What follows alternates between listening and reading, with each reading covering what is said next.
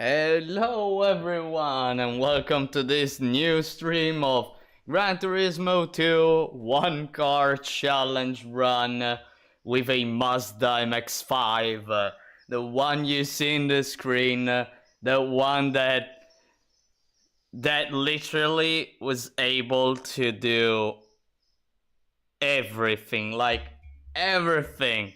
Last time, which if you don't know, it was a few hours ago actually, well, quite a lot of hours ago, I was able to win the Laguna Seca Endurance race against GT500 opponents. Yo, challenge again? Yes.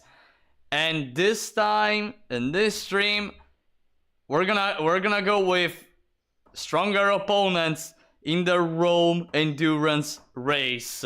2 hours, no more, no less than 2 hours against the Gran Turismo All Stars opponents. So let's immediately go. If I can find my controller. Sometimes I can't find my controller. And let's move. So I made just a bit of I changed fifth gear a bit for specifically for the 2 hour endurance. Well, I'm fine. I got some shitty to do tomorrow. Good night. Thanks. I'm gonna have fun for sure. Good night to you, Tobias.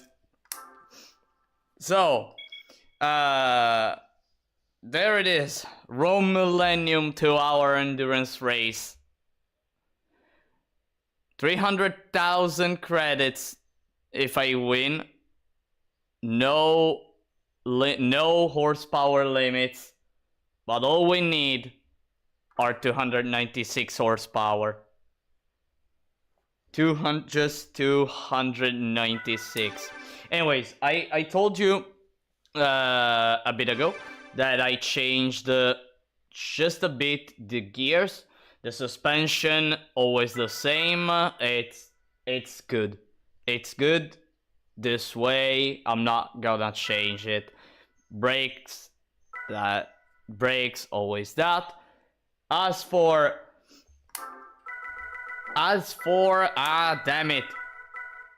the gears. Good afternoon, ladies and chat. Finally able to catch a stream of yours again. Hi Dutch, welcome to the stream. Right on time to see me changing the gears in preparation for this endurance. So, reverse gear, as always, auto setup 11. First gear the longest, second the longest.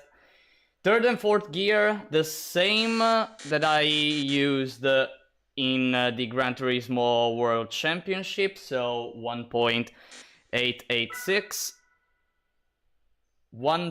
Fourth gear 1.515, and fifth gear 1.272. Holy shit, Gran Turismo 2, is this US 1.0? You're in for a surprise if you do the Trail Mountain event. No, this is actually the PAL version of the game. But, let's say that, even though I know about the Trail Mountain Endurance on the US 1.0, that has the Vector as opponent, I know, I'm aware of that. I managed to beat this game with this freaking Miata, so and has only 296 HP. So like if you reduce just slightly the horsepower, I think you can do it by, instead of having the racing muffler, you go for the semi-racing muffler. You can actually do the Trail Mountain endurance and win the game. Even if it's US 1.0 and you're against the the Vector, and quite easily, by the way, and quite easily, because the Vector, it seems fast, but it isn't in Trial Mountain. Anyways, we are ready. Don't even need to test, because I already made tests. Let's go for Rome. Yeah, I think Pago from the R-Type Discord told me about it. Absolute legend. Have you had a look at the A-Spec mod? I haven't. Well, I know that they're doing.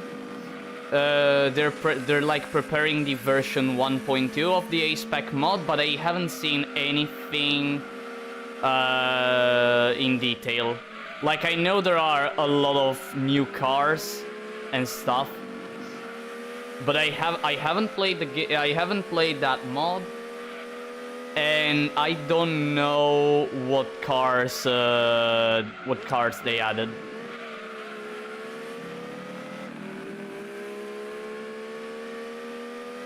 I think I'll wait. I think that in case I'll wait for the release of the 1.2 version to play the mod. Ouch. Oh, go away, little GT1. By the way, why are you 4th place? You should be in the lead right now. You should be in the lead. Oh well, there's the Venturi. One of the strongest opponents, actually. Well, the strongest opponent is the GT1. That's for sure. 2nd place, I think. In my personal opinion, the Venturi is in 2nd place.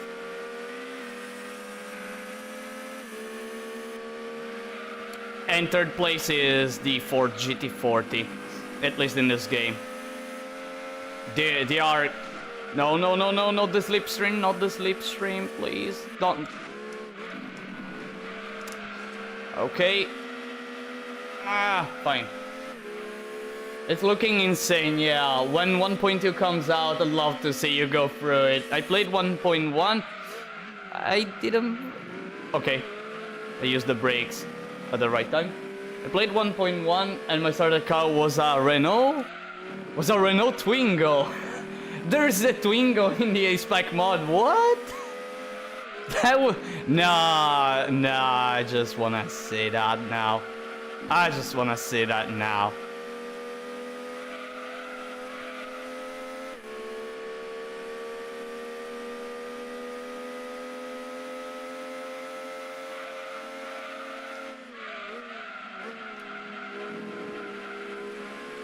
The Venturi seems that... Seems that it wants to give me a pretty hard time. 1.2 seconds behind, so I need to check at the end of the lap I'm doing currently how far away I'll be, unless I manage to overtake the car, which may happen pretty soon, actually. Pretty soon, not in the next turn. In the next turn, I'm not going to try, because it will be too risky. Plus the slipstream. I hate the slipstream. Not now. And if I do everything right, now. Did it. I'm in the lead. Alright, now that I'm in the lead, I fail to defend. Fuck. Come on. Come on. I should defend.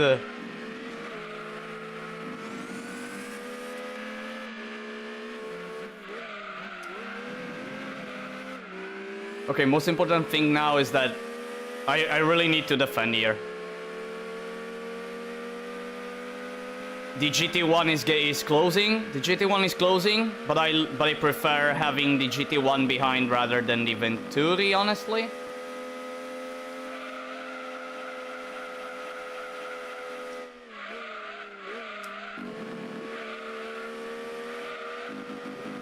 And Ouch, bit of wall, a bit of wall. The GT1 is passing the Venturi, or it's on the verge at least. Well, I don't care much. All I care is doing correctly the lines. Apply the Tokyo Extreme Racer strat of block, block, block.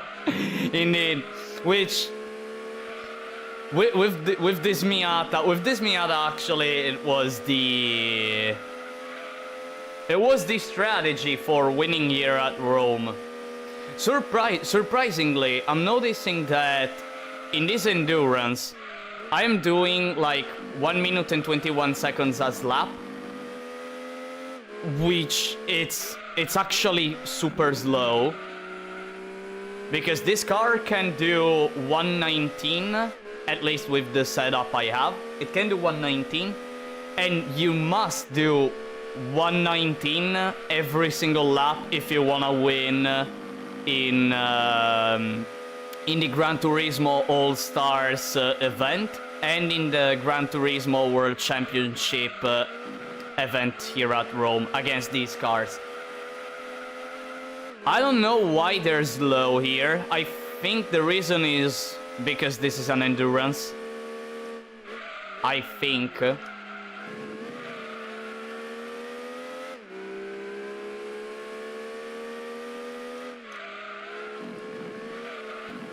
Ouch.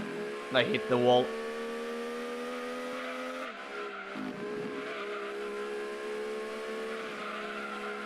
Ow. No. I can't believe the Miata is this damn fast. Also very well taken corners, so... Yeah, I did... well, let's say that... Because I really wanted to defeat Gran Turismo 2 with a Toyota GT1 starting first place in the Gran Turismo World Championship. I basically made things so hard for myself that I had to learn like, don't want to say the perfect lines, but like at least lines that allow me to have a pretty high entry speed in order to also do pretty low times, and that helped me a lot. That really helped me a lot. Here at Rome now, I know at least with the Miata, I know the speeds that I can do and cannot do.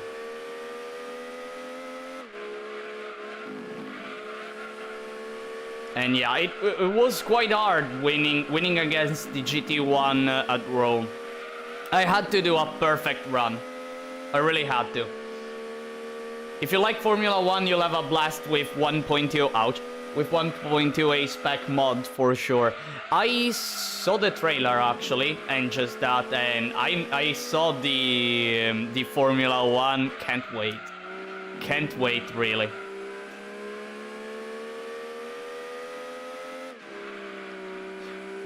Why was I hitting the wall? Well, I wasn't looking at the screen, I admit it. I wasn't looking at the screen for a few seconds. I do like this track a lot. People clown on it because of the classic traumatizing Ford GT meme. Actually, this track is quite hard because opponents are actually... The AI is actually good here, but not too much. What I mean by that is that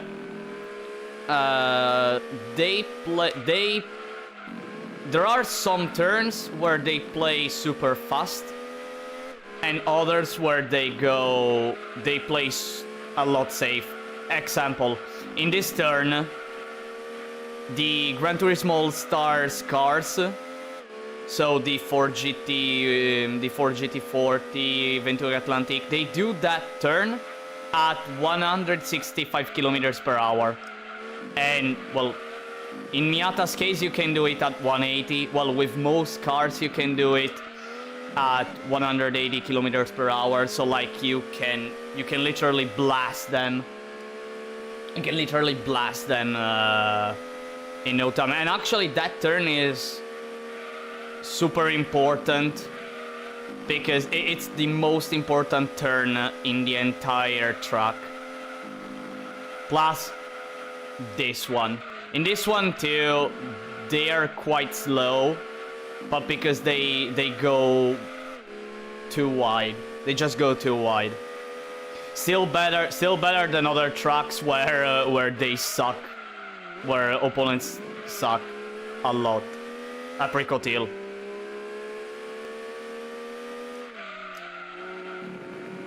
Still, here at Rome, you're gonna have a hard time even though there's all this stuff, you're gonna have a hard time, especially with slow cars. People come. By the way, speaking of the Ford GT meme, I had one idea, but I don't know if it's actually possible to do, and it's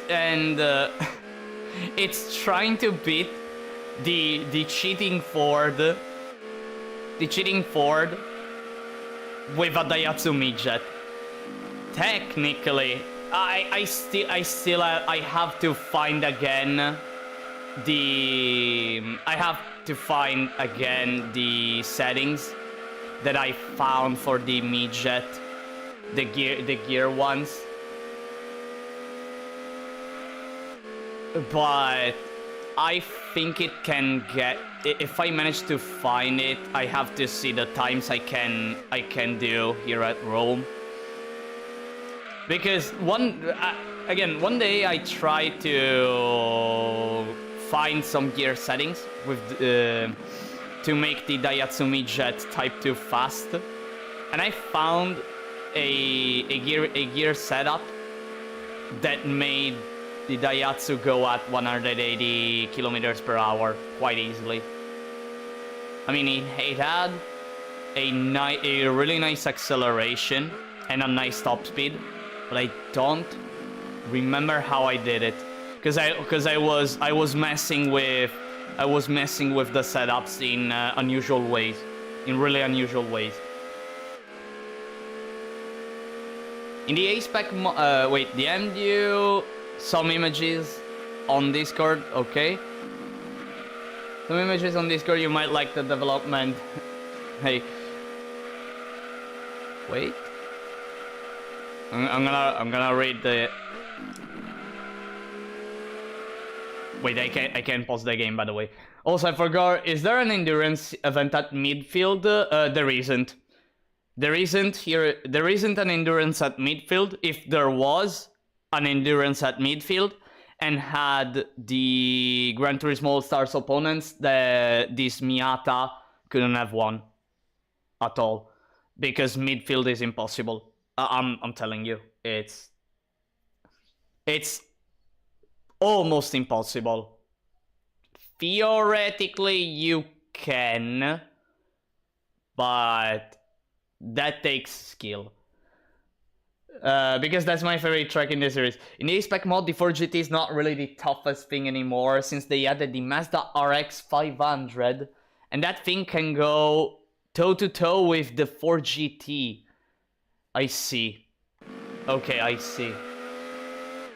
Well, actually, the Ford GT... Yes, it's one of the strongest opponents in the game. But again... I noticed that the GT1 is stronger just because it is less probable that makes mistakes.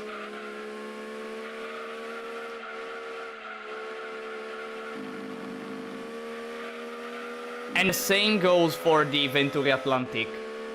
It does slightly less mistakes than the Ford GT40.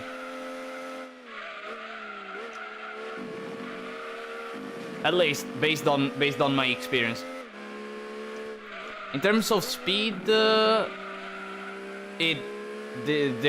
all close to each other in terms of speed.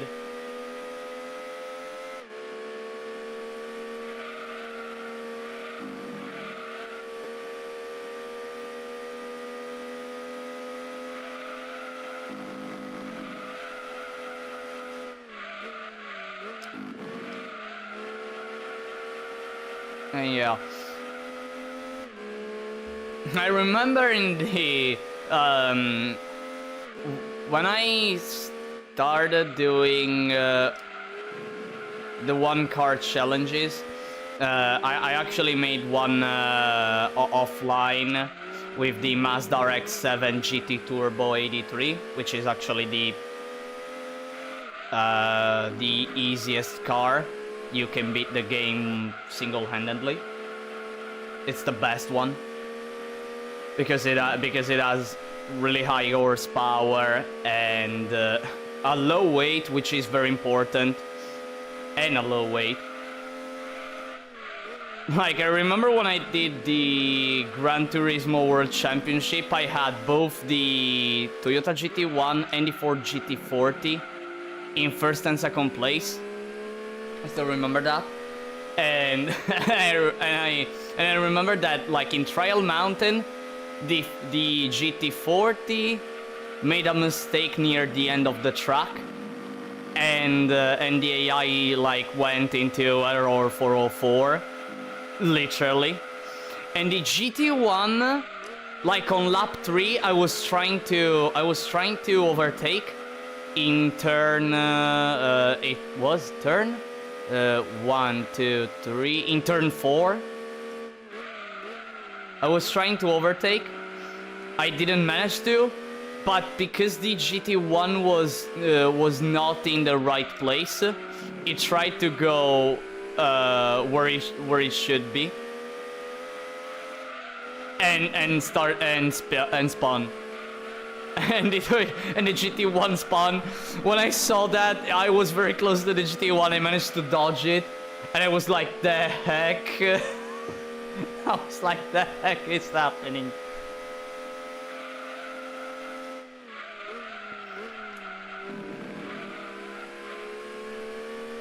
All right, so I don't see the opponents behind me now. I don't see them behind. Okay, the GT198 is there. It's lap 13 and I have greenish tires. So as usual, probably I need to pit at lap 20 or 21, but I have to check. I honestly wanna know when the opponents will start pitting.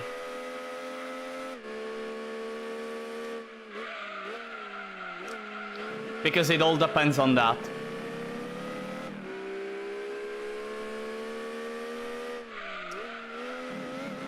Ooh, nice turn.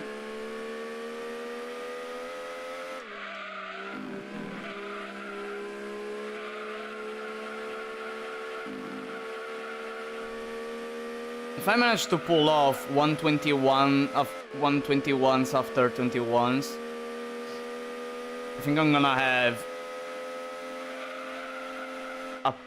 a chilling time, even with yellow tires. Well, I hope I still managed to do 121 as time with yellow tires. That wasn't a fantastic thing to see.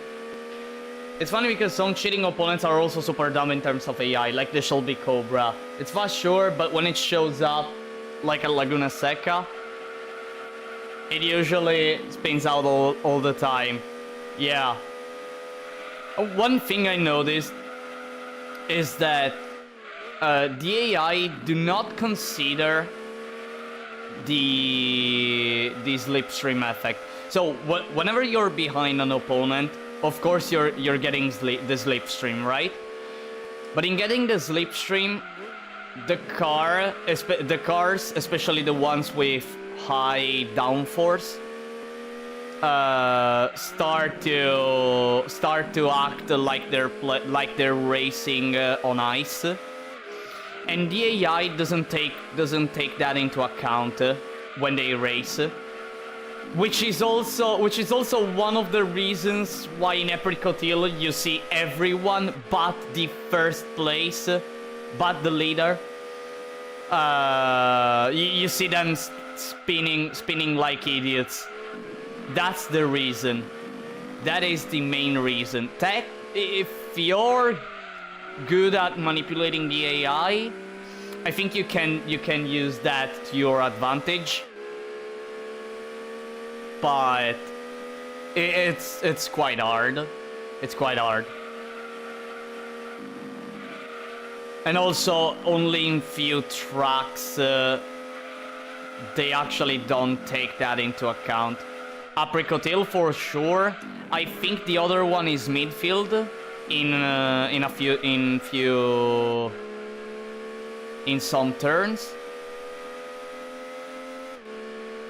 Yeah, other one where they do the same. Maybe Trial Mountain turn 2 and 3. Turn 1 they always do it pretty okay.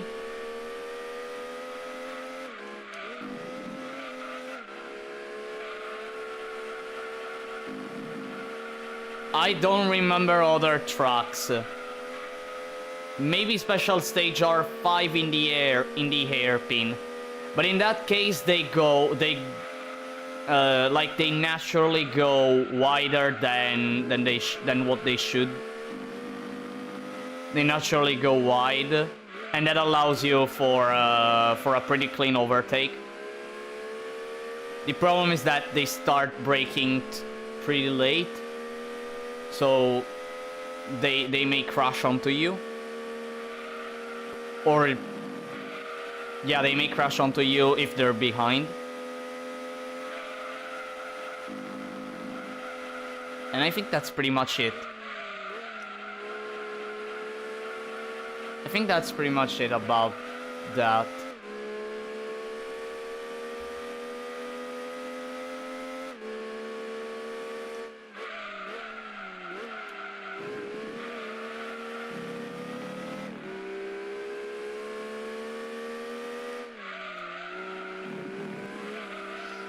All right, I'm getting close. So, now I have yellow tires. I think I can do. Ouch! That's not great. This is a 122, or even a 123. So I was saying, lap 16, yellow tires.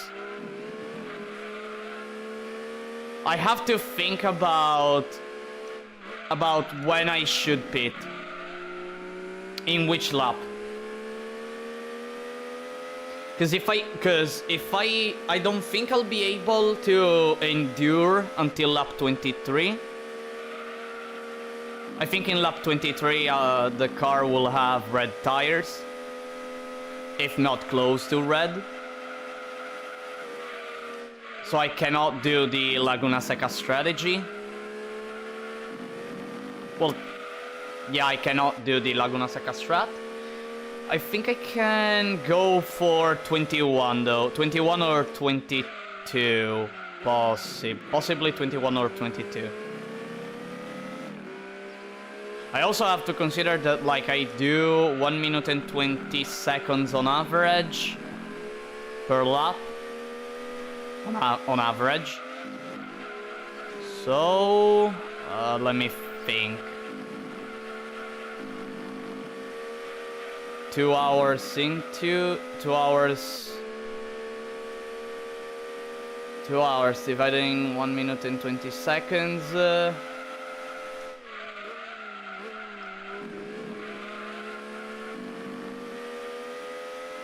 Pitting every 22 laps sounds good. Good thing fuel isn't a thing here. It's better that it's better. Like I don't like fuel management, honestly. I really don't like fuel management. Ouch, ouch, ouch, ouch. Got a job for you, 61. What's today's mission?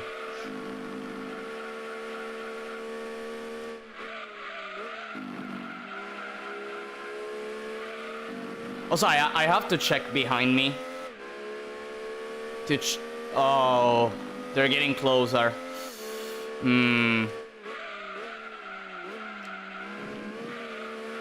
They are getting closer. Toyota is getting closer. Okay, I think I need to be more aggressive.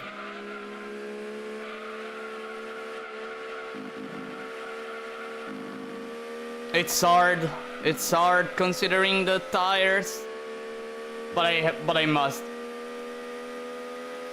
I could have sworn GT2 had a minimap display. I disabled it. It has the minimap, but I disabled it. I don't like having the map. Plus I prefer. I prefer building the tension. Building the tension. What I mean by that is that I wanna keep it as a surprise where my opponents are. So I focus more on the race. 2, I lose focus when I see my opponents getting closer.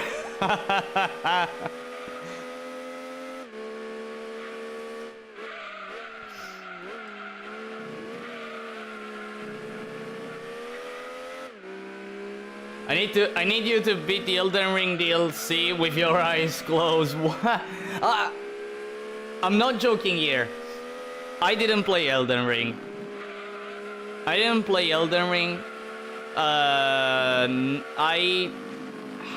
had in mind to buy the game.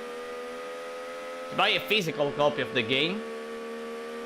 But I never did it. I never bought the game.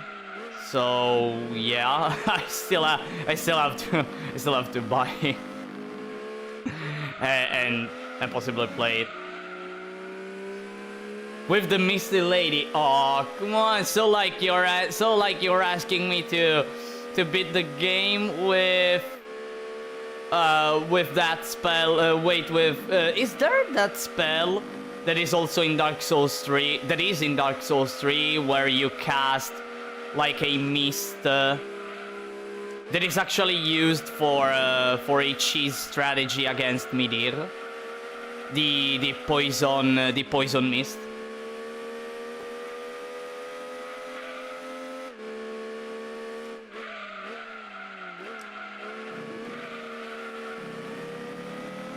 Fair enough, yes, just don't get pressured. I remember one day, I think it was in one of the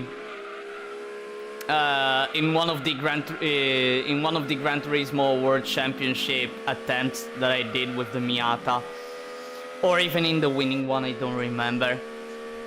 Trial Mountain, the straight in the middle of the track. I was in the lead. I thought I was pretty far away because like the corner before the straight, I did it at a high speed. So like I increased the gap a bit. So I thought, okay, you know, I'm safe. I'm safe for the straight.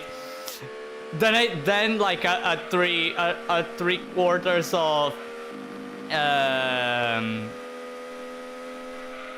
3/4 of the straight, I decide to look behind me, and then I see like the Toyota GT1 going so fast that it felt like, you know what it felt like? Do you know the story about the first movie ever shown? Which is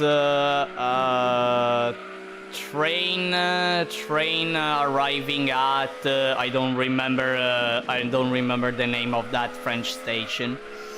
Like there is a story about that movie that is when they projected the movie on the theater. Like, people went away of the theater because they were so scared that the train was that the train was coming at them. It felt like that.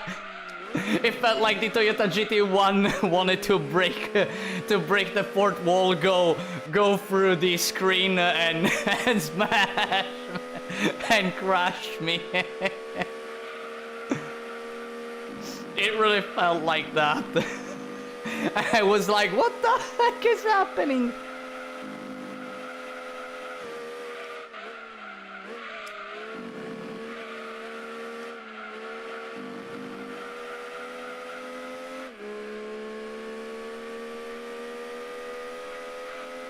First movie I ever made.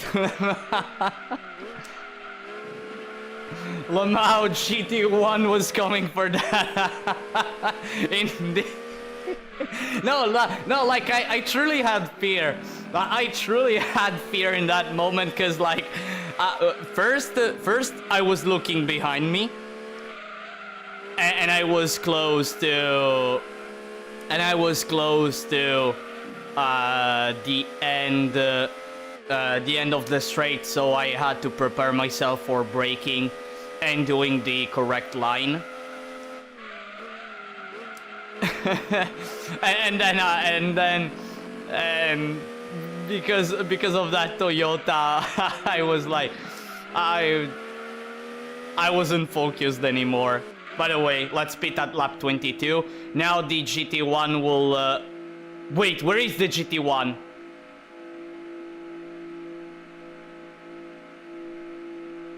Where is the GT1? It pit! It pit!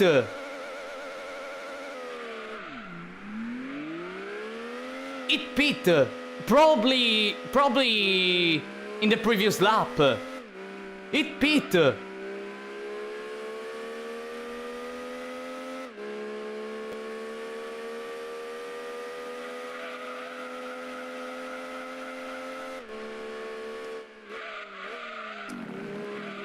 It pit probably in lap 21. Either lap 20 or lap 21. One of the two. 100%. We did pitted in 2, yeah. And the funny thing is that Gran Turismo 2 doesn't tell you when opponents pit. No, GT2 doesn't tell you. So technically you can know if a car is speeding by noticing if it stops, but you don't know which car is speeding. You don't know which car is speeding. There is no HUD that tells you. They started doing that from Gran Turismo 3. I played quite a lot of Gran Turismo 3, and I remember, and I always did like the Super Speedway 100 laps endurance, so I remember that the game tells you. It's something they did in GT3, right? Yep. Only way to tell in GT2 is looking at the minimap. Yeah. Whoa! Whoa, whoa, whoa, whoa, whoa, whoa! Where the hell did... Whoa, whoa, whoa, whoa, whoa, whoa, whoa, whoa! Where the hell did you appear? What?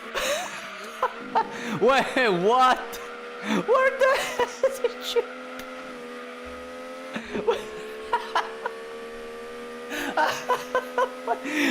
That's why I love not having the mini map, because moments like this appear.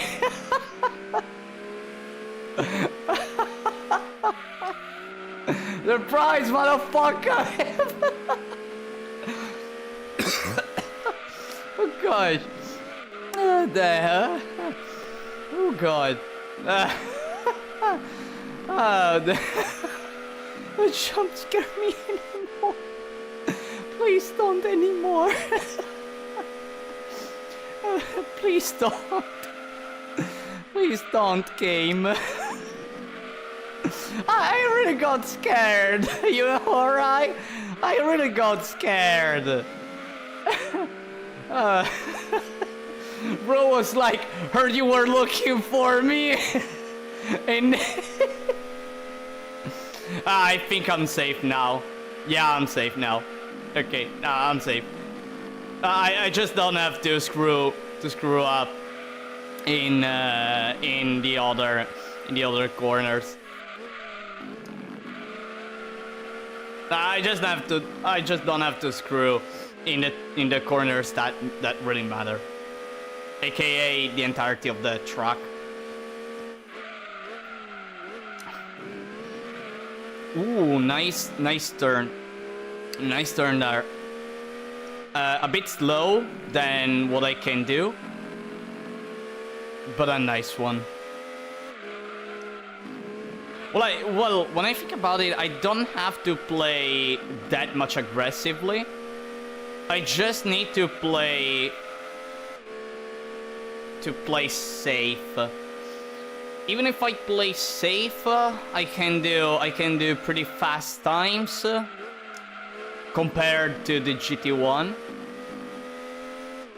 And I don't take the risk to possibly hit the wall and make a super huge mistake. By the way, 120.3 lap record of this endurance.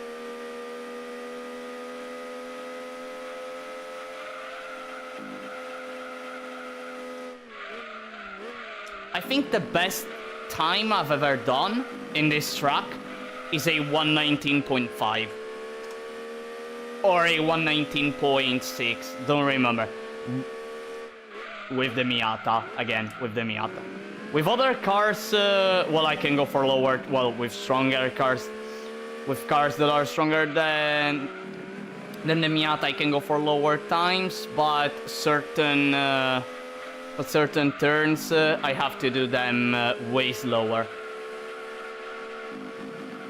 Because the good thing about the MX-5 is the weight. It's super lightweight, and allows me to make turns at a really high speed. On the other hand, I have to brake more at Laguna Seca for the corkscrew. Otherwise, otherwise you're gonna hear in the background Forever Young.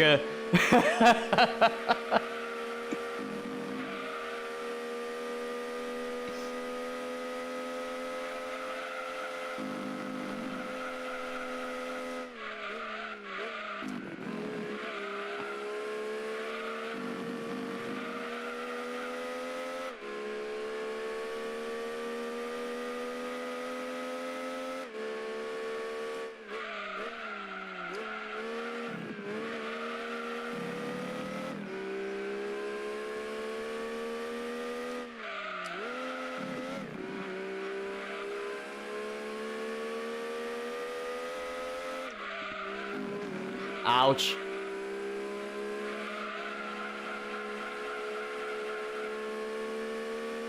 Let me see where the Toyota is.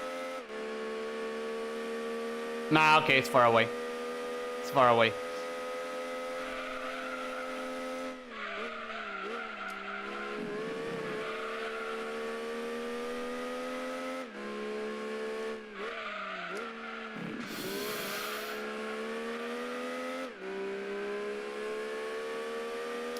Bad line. I did a bad line there. Really bad one. I shouldn't do that anymore.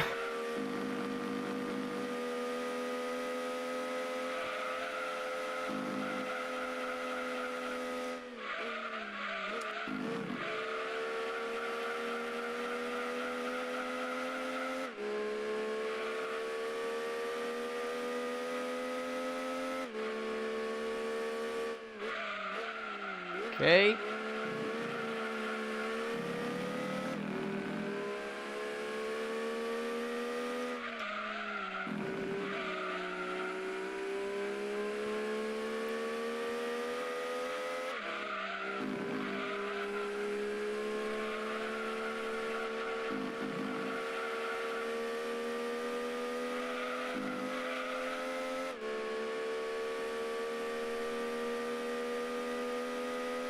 59, okay, 59.3 at sector 3 is good. It's really good.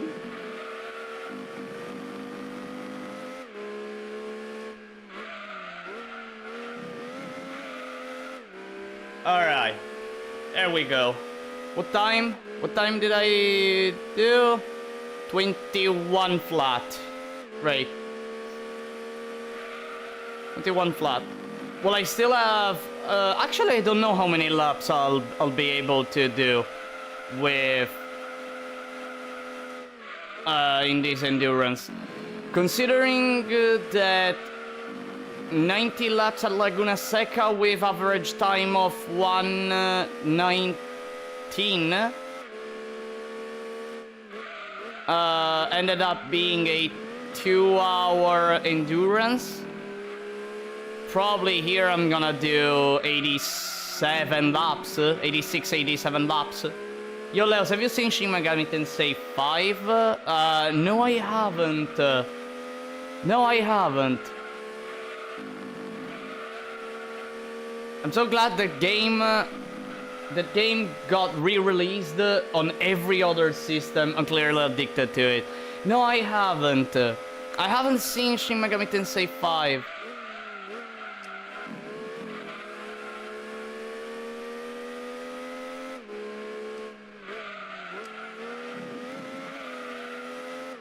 Oh, Jake, you are repeating? Okay. Well, who cares about the Jaguar? Who cares, really?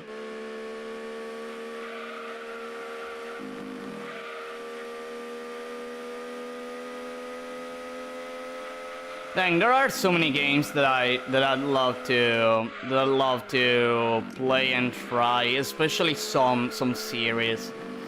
Like, actually, one series that I'd like to try is the Atelier series. Or wait, well, more than a series is a saga. Actually, it's a saga. The Atelier, or not? It's a series or a saga? I think it's a series. Anyways, I wanna try the Atelier games.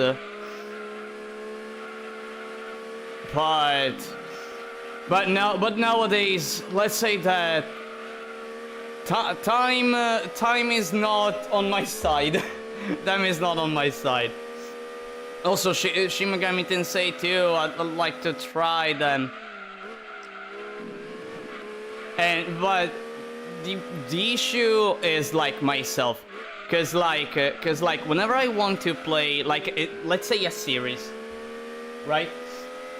I always wanna go for all games. Like, I wanna go for all games, and without even starting the first game, whichever it is, I start thinking like, oh dang, but there's so many, and by the way, it's like a JRPG. Dang, that will take a lot of time. Man, but I want to have sessions, long sessions, like a lot of hour-long sessions. I don't have the time, etc., etc., and I'm like, oh dear. And I never start playing them because of that. In terms, wait, came out about 8 days ago, and it's a blast. You'd love it surely. Wait. I'm gonna read. If you like SMT, that is. Well, I never played Shin Megami Tensei, but I mean for JRPGs. I mean for JRPGs, especially if they're turn-based. Just because like action JRPGs, like I love them, but I reached a point where even though they're different from each other, I see them, I see all of them being similar. and turn-based JRPGs aren't something that you see a lot.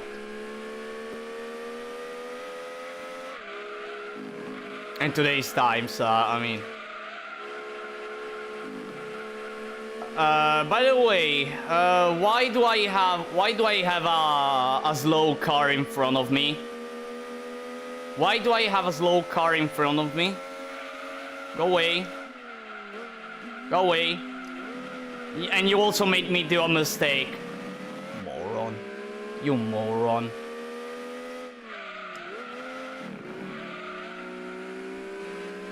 The GT1 is getting closer!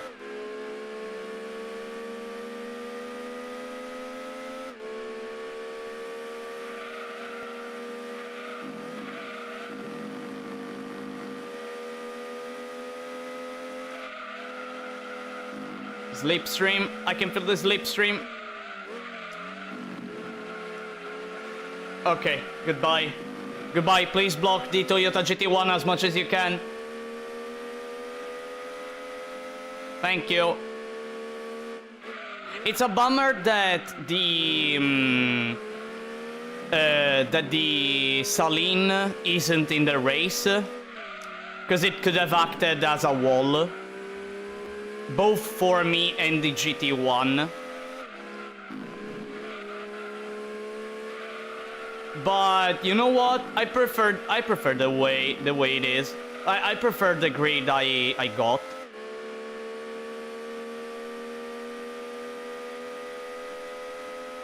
Okay, the GT1 overtook the Lister just now.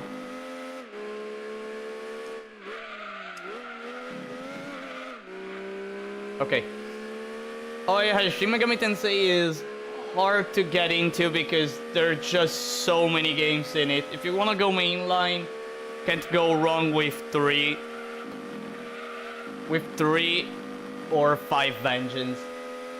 Wait, by the way, Shin Megami Tensei 3 is the one that is known for being really hard. Am I right? Because I remember like the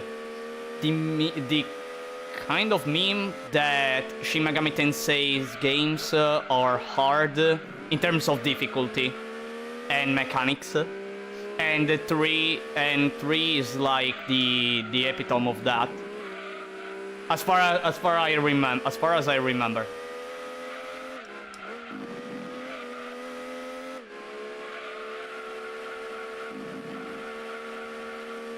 If you wanna dip into the spin-offs, I'll always shield for Digital Devil Saga.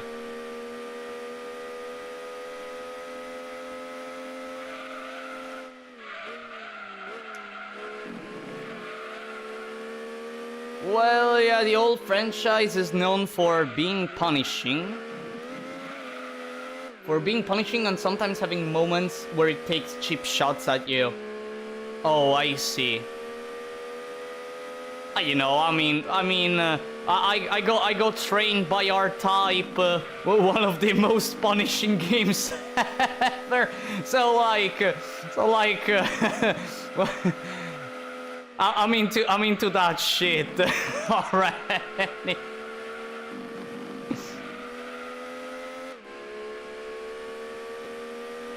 Since you know, MC dying, game over. Wait, so not the party, just the main character?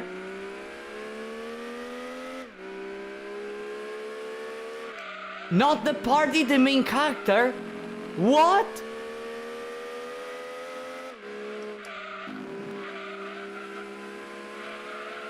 MC dies, game over. Never heard of that.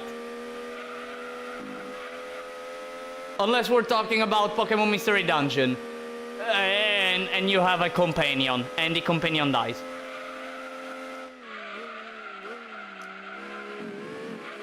Chris, I hate you, Chris Elliott, by the way. I really hate you. Pokemon Mystery Dungeon Explorers of the Sky, by the way, I was thinking about.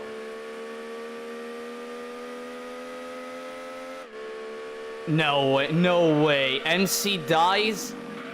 Game over. Dang. Okay, I see. Well, wait. That means that MC needs to have like a hyper defensive setup because of this same thing. Am I right? Like it has to be.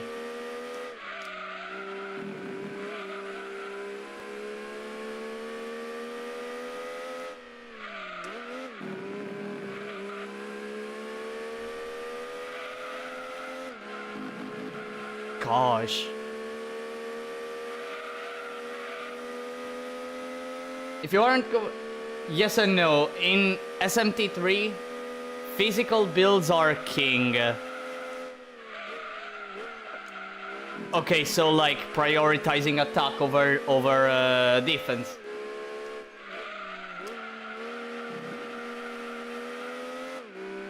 Magic builds actually aren't that recommended. I see.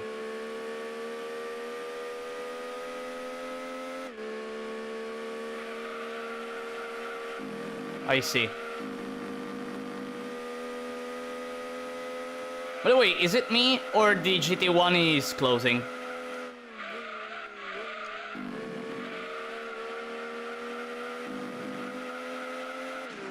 Ouch.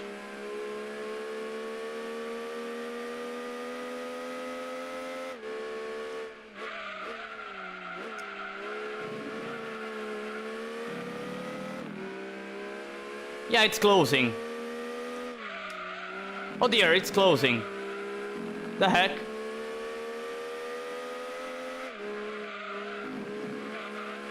Wait. Wait a sec. Let me go a bit aggressive here.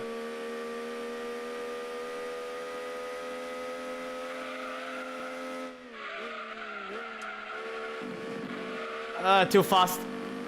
No, maybe that was fine. Okay.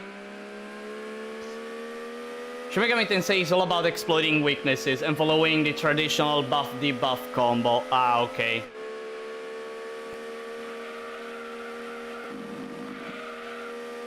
Alright. Okay, so I get it. Ouch. Thank goodness I'm able to control the car even in cases like that.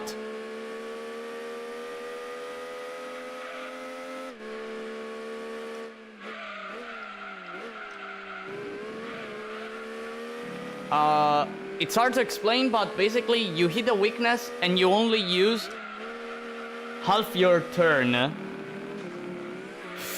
Ouch.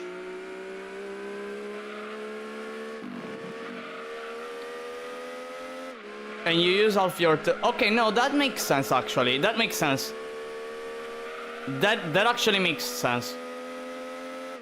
Cause there is a I don't wanna say it's similar, but there is a thing also in Blue Reflection, Second Light, the second game, where if you hit a weakness, like the opponent, the enemy needs a bit more time to actually do his move. So I get that. I actually get that.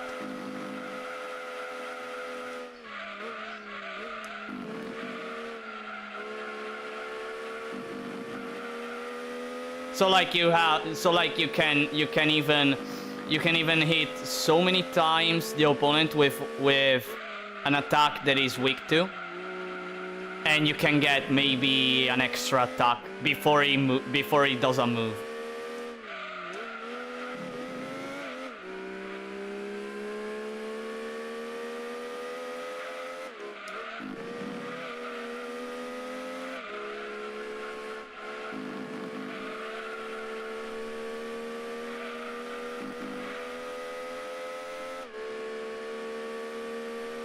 But I guess that happens for enemies too, right? So like if they hit you with a weakness, they have alpha turn, which means that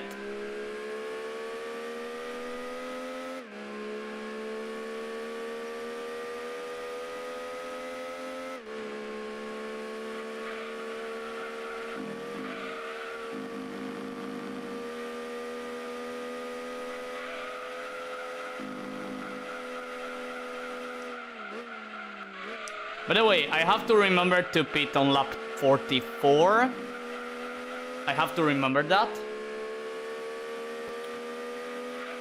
By the way, I have to see when the GT1 will pit. I'm really curious.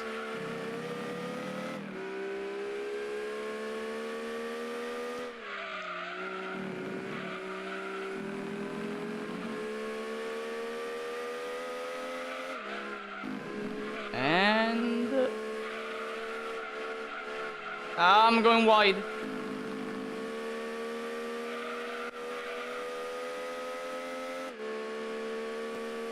He's far away. He's far, he's far. He's far.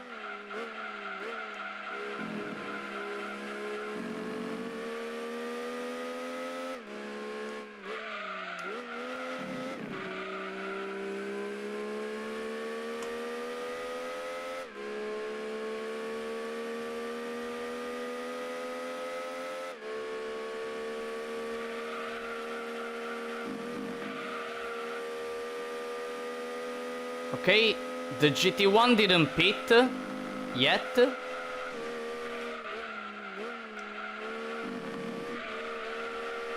GT1 didn't pit yet. Okay, that's interesting. Ouch. That's interesting. Maybe on lap 42 it will pit. Maybe. Don't hit that wall, don't hit that wall, because that's the wall of death. That is the wall of death. If I hit that wall, the car will spin.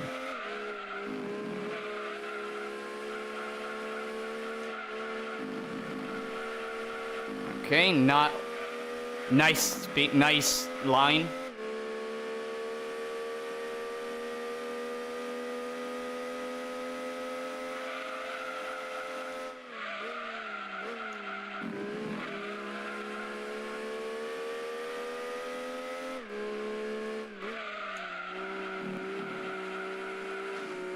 Ouch. Let me check. Pit. No pit. No pit for the GT1. Okay, so maybe lap 42. Pit on lap 42 for the GT1. I'm really curious now.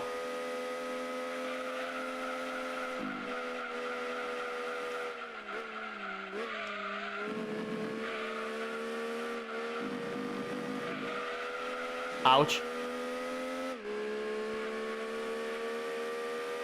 I'm sorry if I'm not reading the messages now, but I need to focus just a bit for a few laps.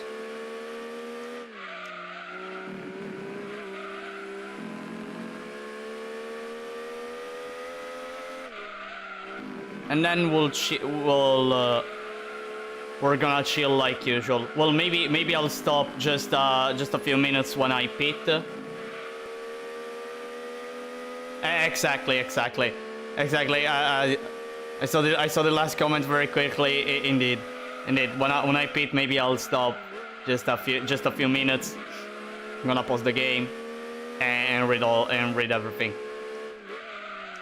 Cause like, by the way, we're halfway in the race, almost an hour in. It's pitting.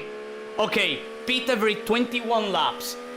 The GT1 pits every 21 laps. Interesting. The GT1 laps every 21 laps. Which means that if I play well... Okay, but I have to...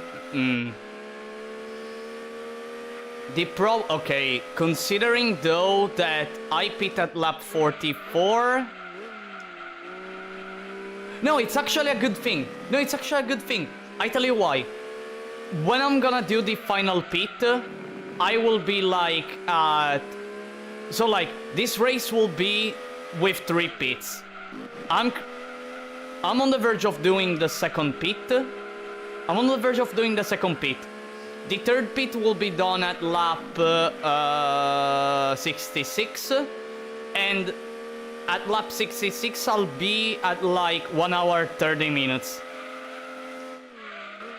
And then I cannot do the fourth pit, but the GT1 will do the fourth pit. Guaranteed. So I have those final laps. So I have those final laps where I can chill so much and do many mistakes. Well, and allow myself to do quite a bit of mistakes. And be chill, even if at that point I will have the tire wear that I have right now. Probably.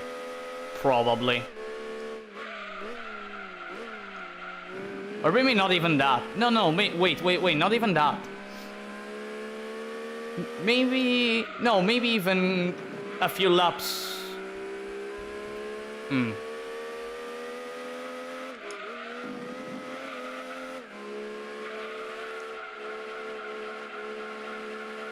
Who knows? Well, we're gonna see it near the end of the endurance. We're gonna see that near the endurance. But I think it will happen as I said just now. And time to pit. Alright, speed limited. When the car stops, I'm gonna pause. I'm gonna pause just a bit. Okay, the GT1. I hope the GT1 doesn't overtake. I really hope that. And boom. Time to shit. Time to shit. Alright, let me read the comments that I haven't read. Alright, you can skip your turn, and by skipping you consume half your turn. Okay, that one I read it. What this means is that you have 4 demons and you always hit weaknesses and you get to act 8 times in a single turn. Okay, and you do 8 attacks, and of course that means huge damage. Huge damage and possibly killing a few enemies if there's more than a single enemy. Well, 3 demons plus main character. Okay. Of course, if they hit your weaknesses, they also get to act 1 more time until enemies start using Dragon and Beast Eye to add additional turns. Okay, so there are also... I don't know if it's an item or an ability that allows them to do so, okay. Which is when SMT starts, quote-unquote, Shin Megami Tenseiing you. Like the infamous mod boss fights AI deciding to use Beast Eye over and over to keep adding turns onto itself and then blast you at random. Dang.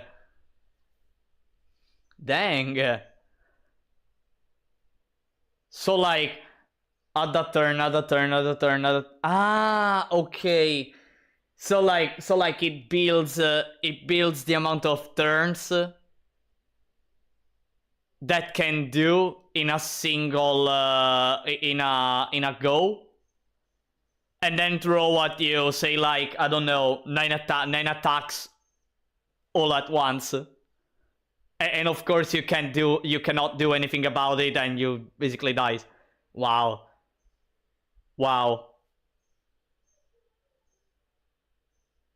Damn it. Just reading what I read feels like frustrating. Beast and Dragon Eye is something only bosses have. Okay.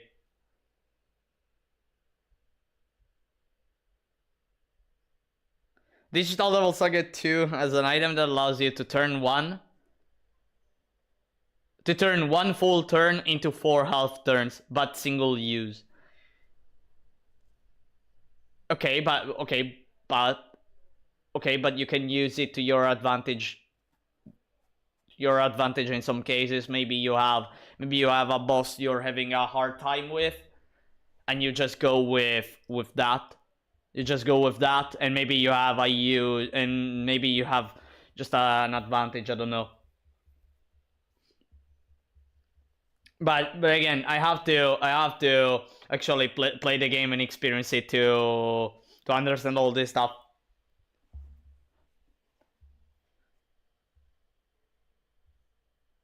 It is frustrating if you're on the receiving end, and the infamous super bosses.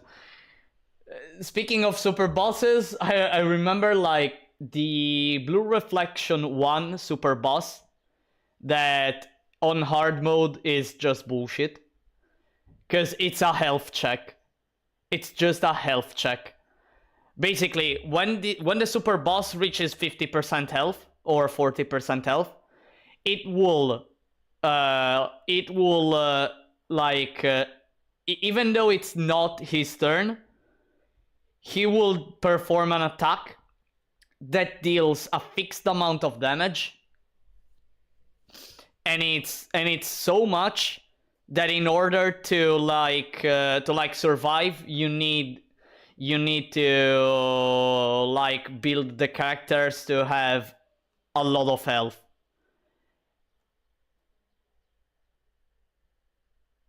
Yeah, and if you didn't build the characters for having that amount of health, well, it's a game over. Congratulations. Congrats, you game overed. DDS lets you, Digital Devil Saga lets you fight the main character of Shin Megami Tensei 3, and let me tell you that he's the one of the toughest things ever. If you even as much as null a single element, he nukes you and kills you the entire party. If you attack his pixie demon, he nukes you. Basically, he acts on a bunch of checks and conditions. If you don't meet the conditions, you die. Okay, you die. Wow, like you have to play by strategy. Like you really have to strategize. It feels like fighting penance on Final Fantasy X. Penance, however you pronounce it. I never battled the penance, but I saw some people battling him. Luma attacks that deal fixed damage are so much fun indeed. Fix the damage.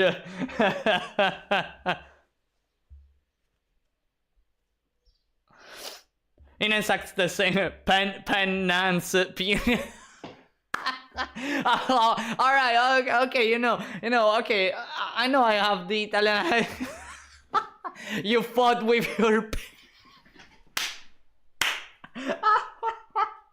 I know I have the Italian accent, and sometimes when I say some English words, it feels like I'm saying something else. But come on.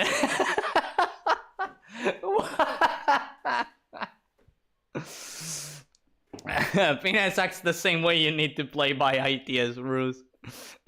And then Shin Megami Tensei 5 brings back the main character from Tensei 3, and guess what? You wanna add him to the party? Beat him. Good fight. Good luck. Reminds me of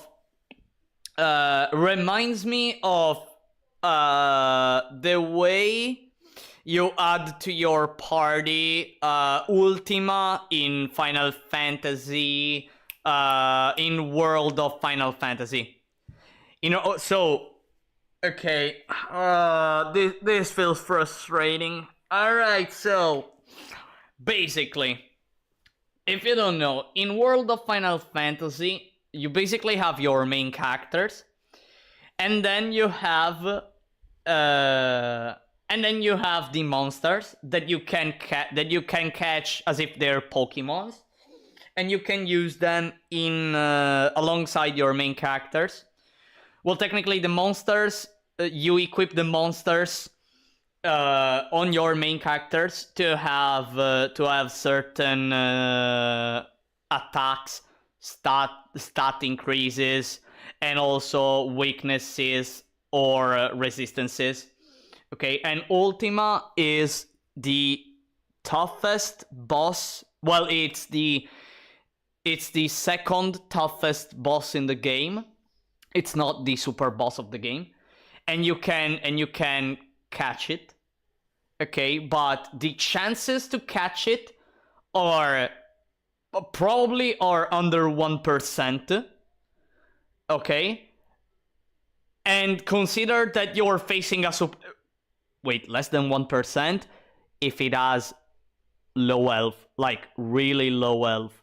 Okay, and it can heal throughout the fight.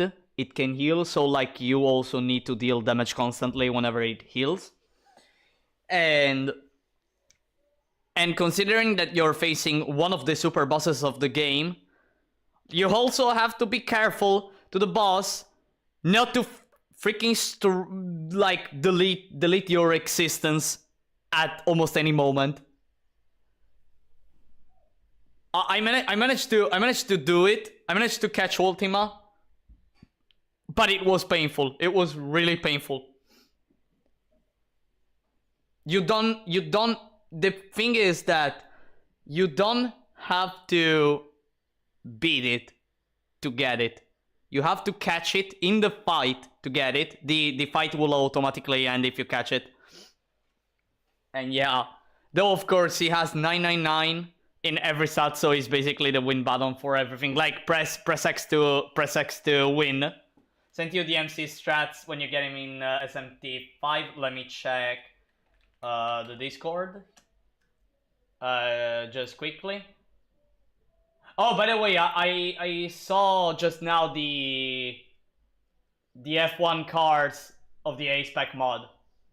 Wow, there's also the Corvette. Dang. 999, 999, 99, everything it's 9. Level 99, of course. My goodness. So, it's so strong.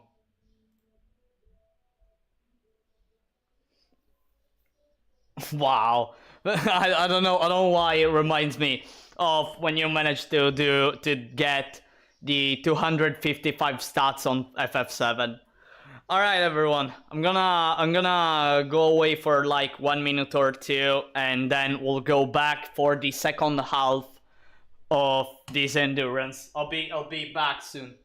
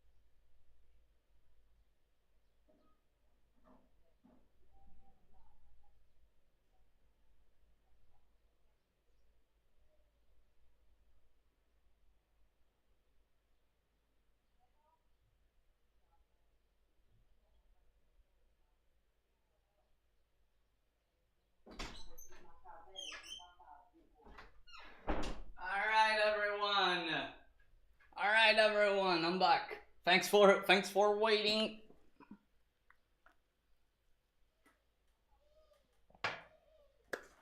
Thanks for waiting.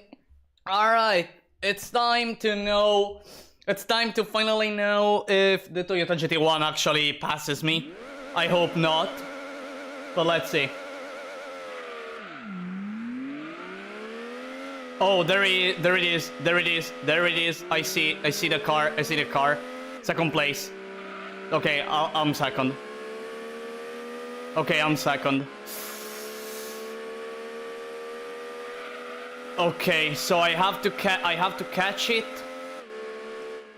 Go away, and that's it. Well, it's not too far away. It's not too far away, but I have to do some really good laps. Like, some really good laps.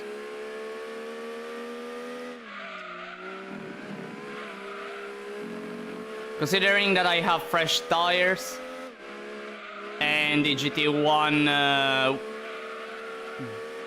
well still has green tires. Ouch, that was a mistake.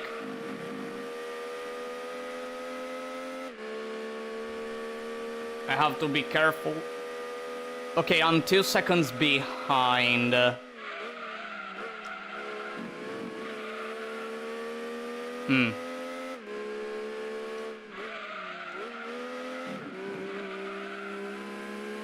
Seconds behind now. I'll be a bit more far away. 2.2, then probably 2.5 or 2.6, and I'm gonna recover in the rest. Okay.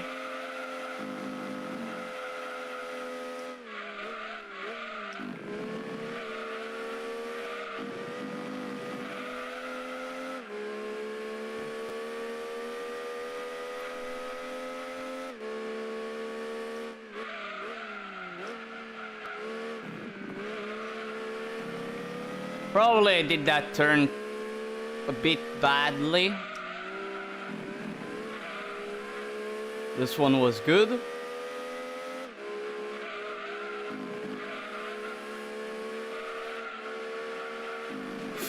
No. I don't have to make... No. I don't have to make those mistakes. I don't have to. If I start making those mistakes,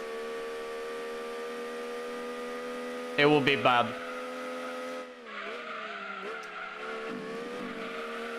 Ouch.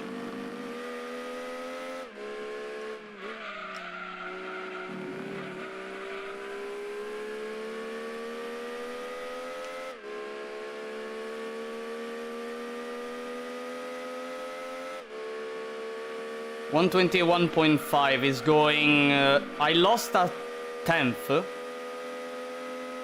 I think I lost a 10th, yeah.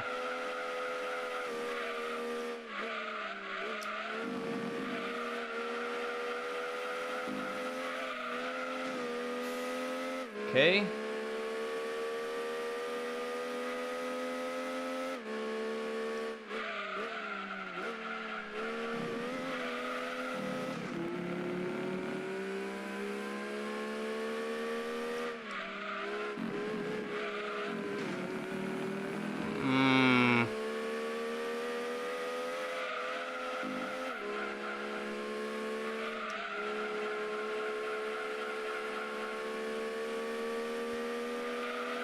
Why am I starting to play so badly? Ah, damn it.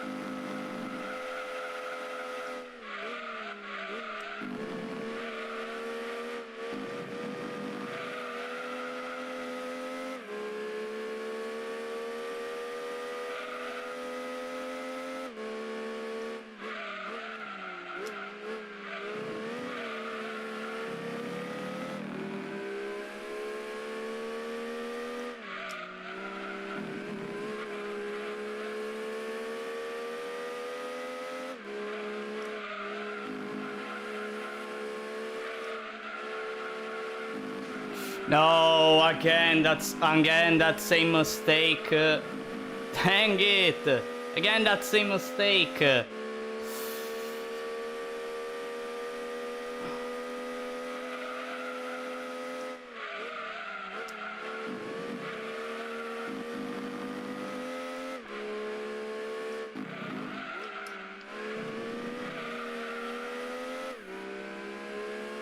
Alright, I've been watching, listening while doing dailies on GT7. Recently got 1 million from daily tickets back to backs. Sitting at 6 millions comfortably. Dang. I know that like winning credits in GT7 is actually hard. It's actually pretty hard. Unless you go for the usual credit exploits that are present in every Gran Turismo game.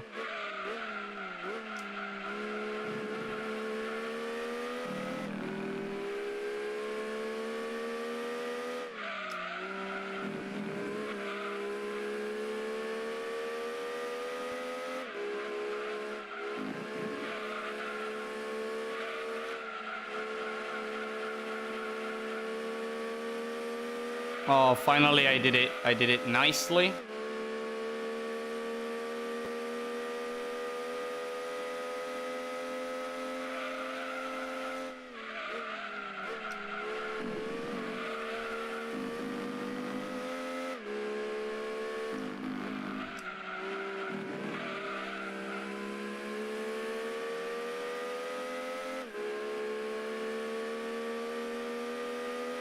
$120.5, okay. Now we're talking. Now we're talking.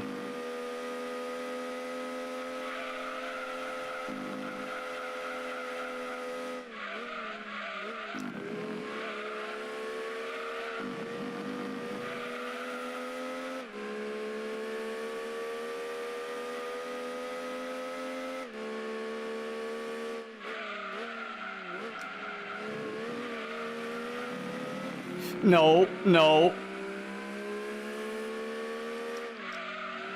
Okay.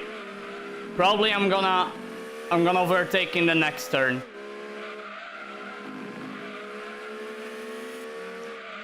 Here. Yep. Did it. Now I have to block. Let's block. No, no, no. Stay behind me. Stay behind me. Stay behind me. Stay behind me. Thank you. Okay. Now I have to block a bit more here. And after that I have to do super fast times to recover all the laps that where I played like shit.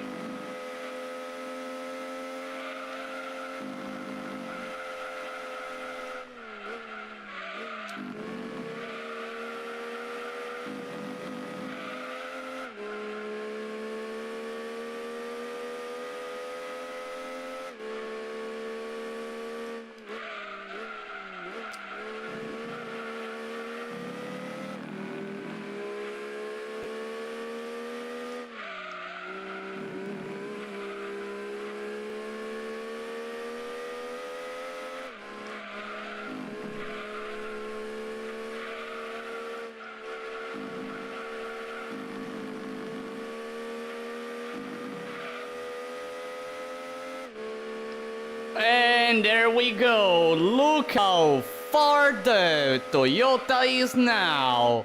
In just one single lap. Ouch. Okay, that wasn't nice.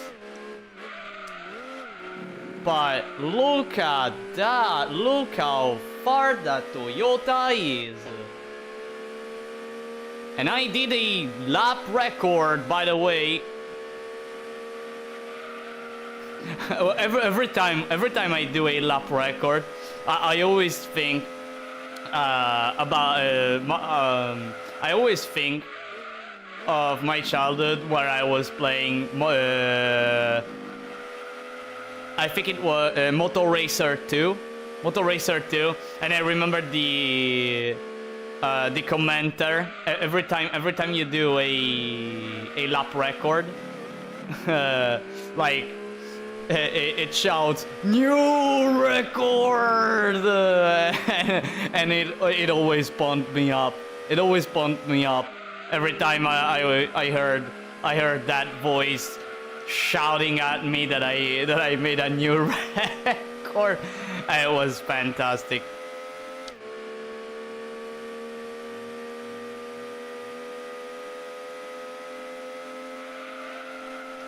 By the way, I think that on YouTube no one has ever uploaded the European host of the game.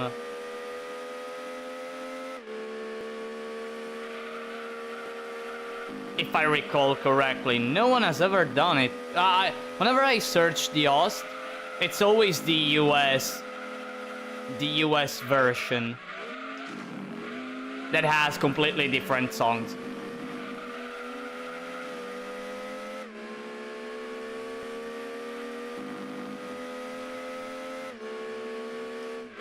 Oh, by the way, did I actually pass a car? Did I actually overtook a car? Nah, I don't think so. And if I did, that car was shit. Poor Laser Storm. Poor Laser Storm getting bullied. Always getting bullied.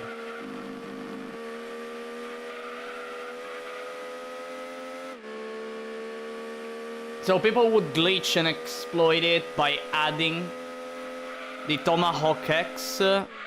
Wait. By adding the Tomahawk X and fuck its gear. And fuck its gears to make it never go over 50 kilometers per hour. What? And then play with a super slow car. Wait, what? So then you get a gigantic boost? No, wait, you make the Tomahawk slow. So you play with a slow car? Okay, it was patched. Okay, I see. So like, no wait, so it has a boost that allows you to earn more if you beat stronger opponents. That's the thing with slow cars.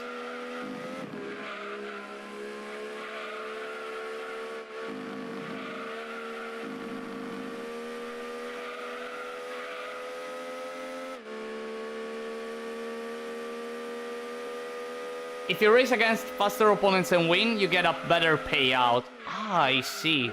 So like it incentivizes the challenge. It incentivizes challenging yourself in beating strong opponents. So people took advantage of that. I think I made around 30 million credits when the exploit was around. Dang, 30 million. 30 million credits, that's a lot. Well, I mean, wait. Okay, it's not a fair comparison. But But like here in GT2, like you have let me remember. Like you have these TVR Speed 12 exploit, which allows you to earn 550,000 credits every 5 to 6 minutes. Yeah, because all you have to do is like go to the Gran Turismo All Stars third event at Red Rock Valley, win that race. That race always gives you the TVR Speed 12, which you can sell for 500,000 credits. The race itself, when you win it, you get 50,000 credits. And it's a 5-lap race. Every lap lasts, I don't know. It lasts a bit. Well, if you get the Escudo, probably you can do it in 4 minutes. If you use the Escudo to win the race, probably you can do it in 4 minutes, even less. Let's say that you even gear trick it. Yeah, probably in 4 minutes you win that freaking race.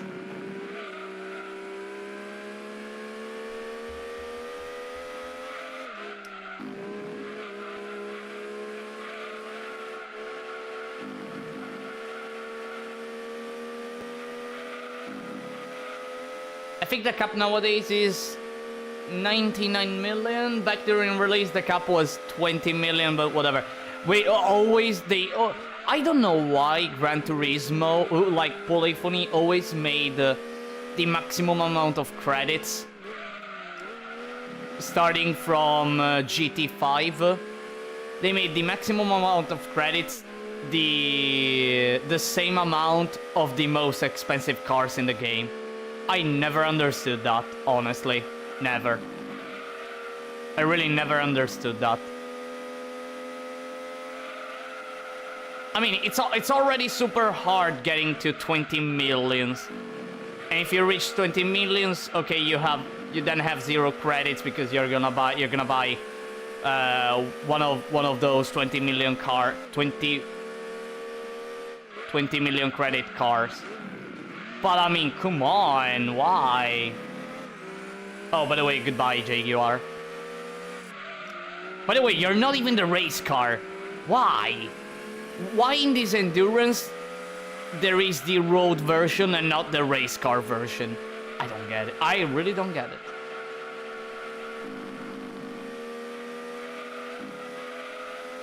Maybe it was a mistake.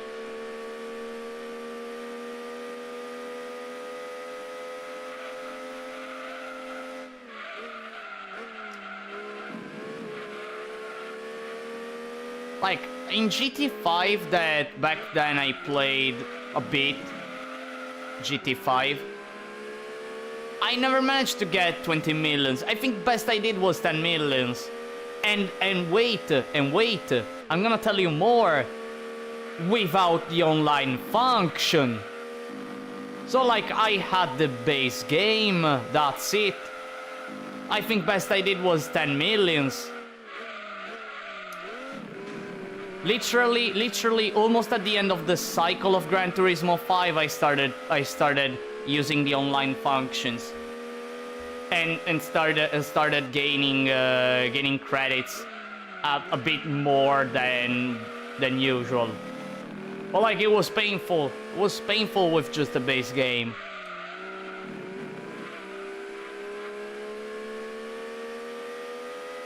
But I never, okay, honest though, I never went for exploits in GT5. I never went for exploits.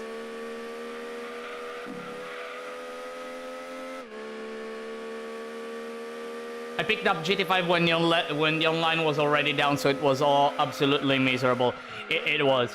And by the way, since I had no online functions, because the PS3 wasn't even connected to the internet, I never updated the game back then. Well, until I actually started connecting the PS3 to the internet, which was near the end of the life cycle of GT5. So that means that I also had to do the infamous Red Bull 2020 special event at its worst. And I actually managed to get the bronze medal on this Suzuka event. The hardest event in the game. The hardest one. I hated the Red Bull event. I hated it. But when I got the car, I was happy. I mean, I got the worst version of the Red Bull 2020, but I was happy. I mean, I had the fastest car in the game. Then I started doing B-Spec. I started doing B-Spec. With the Red Bull. I mean, I did it.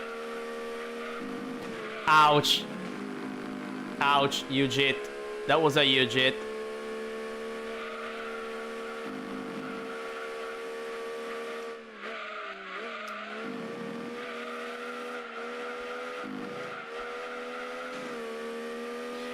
I know, I saw one day a guy who managed to get a gold medal on Suzuka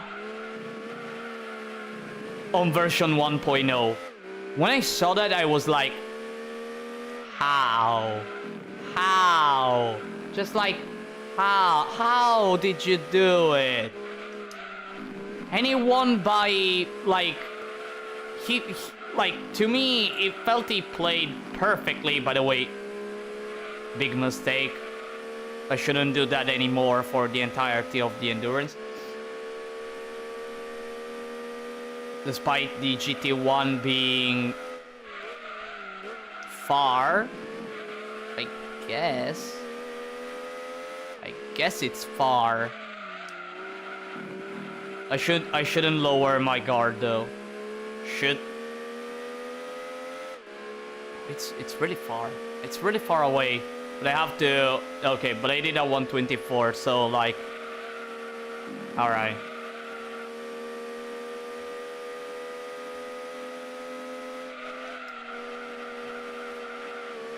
Out.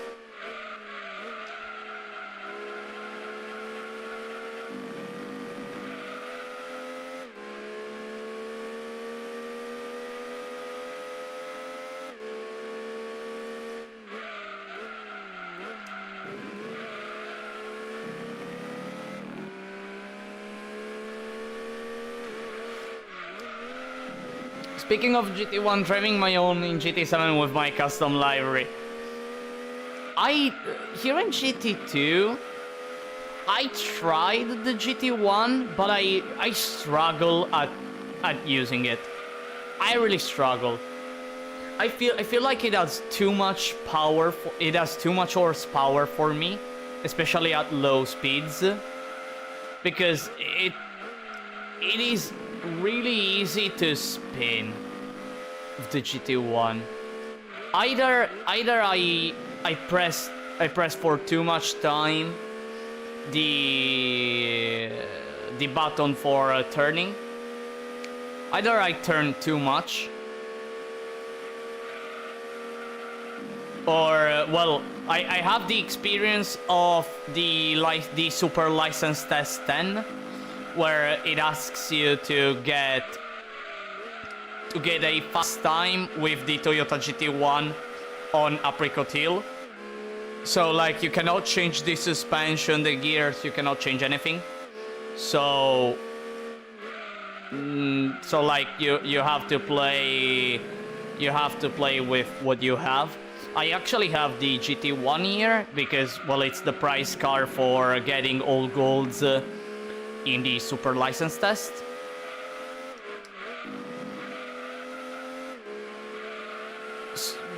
but I never used it with suspension setup or anything, so I don't know. I really don't know if I can make the car more stable or anything. I can make the car faster, that's for sure. I mean, all you need is either the gear trick or the reverse gear trick. One of the two.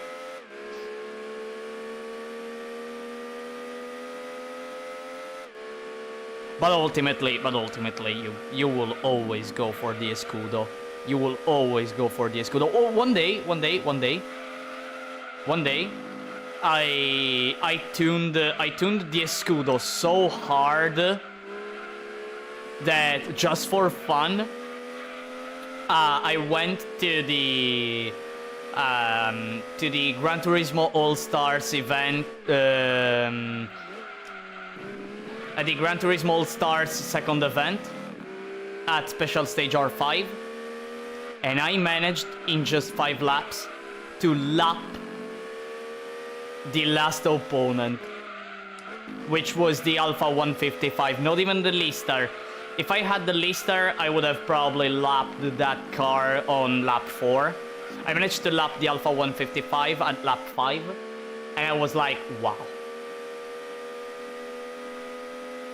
I've been meaning to learn those tricks, how they work. After the end of this endurance, I'm gonna show you more in detail, or at least visually, I'm gonna show you.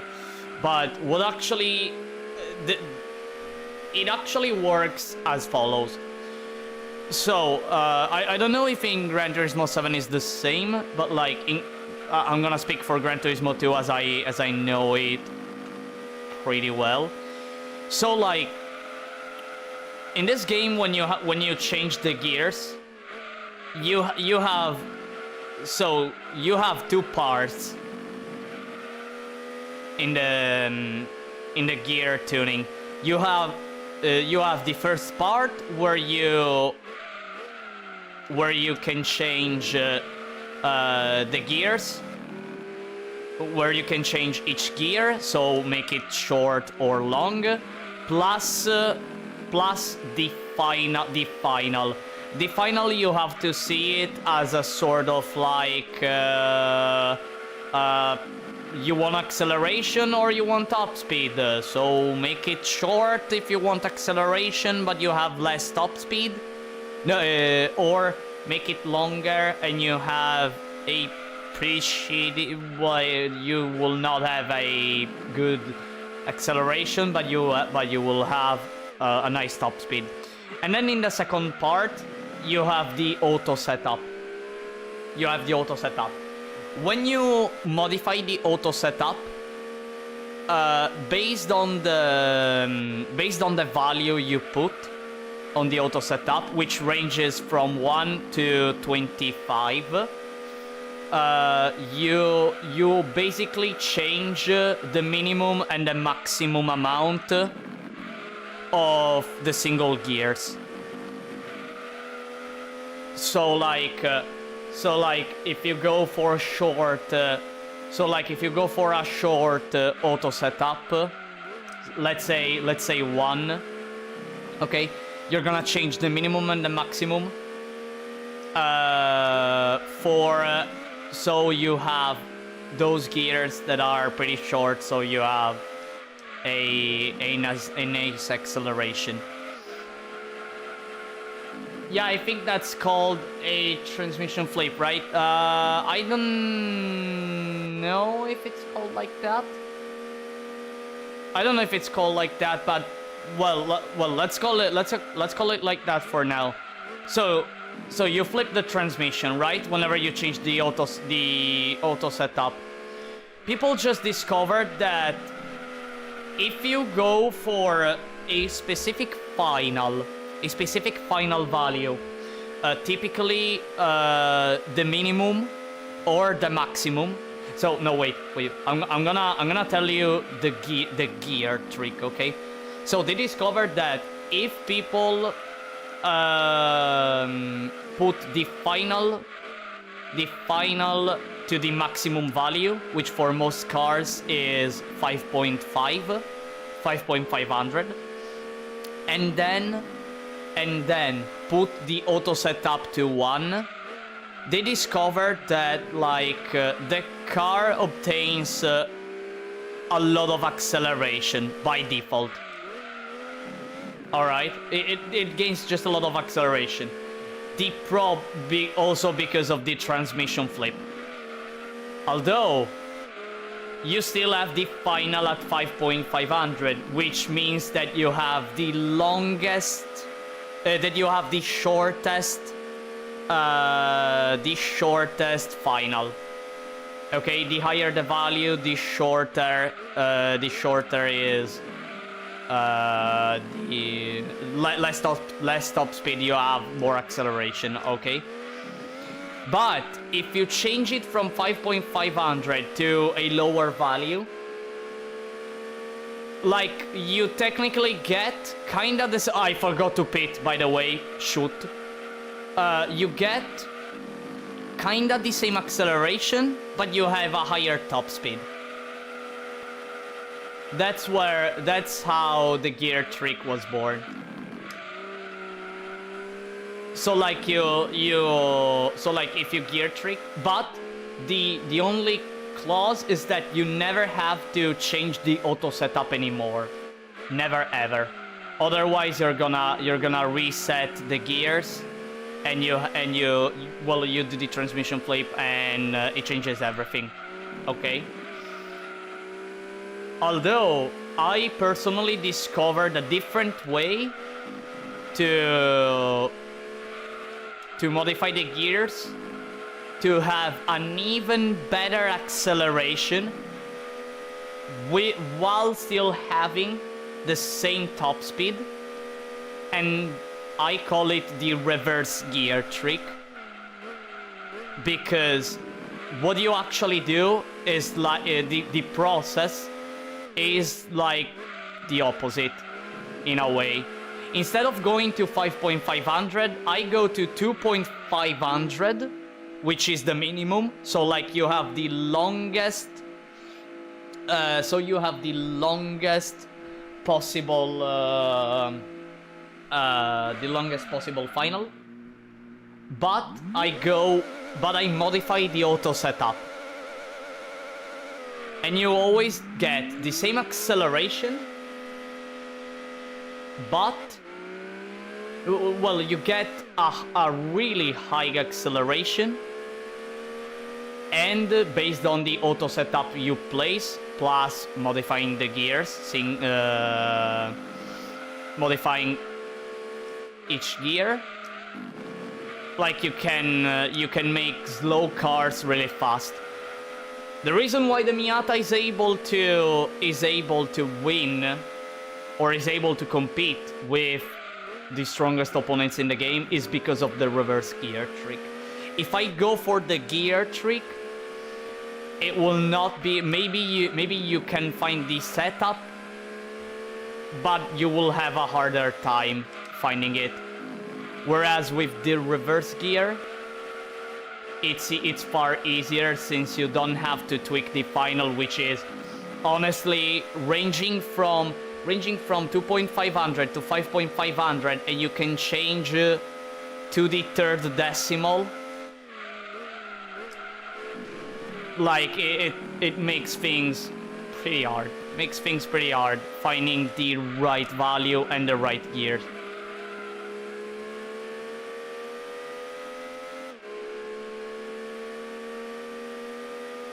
By the way, the GT1 is in front of me and pretty far away. That's not okay, so I'm 5 seconds behind.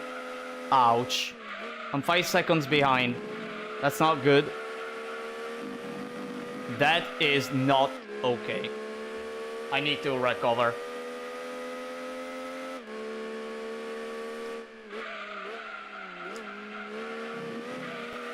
I know I did the pit and everything, but the gap is too much. The gap is really too much.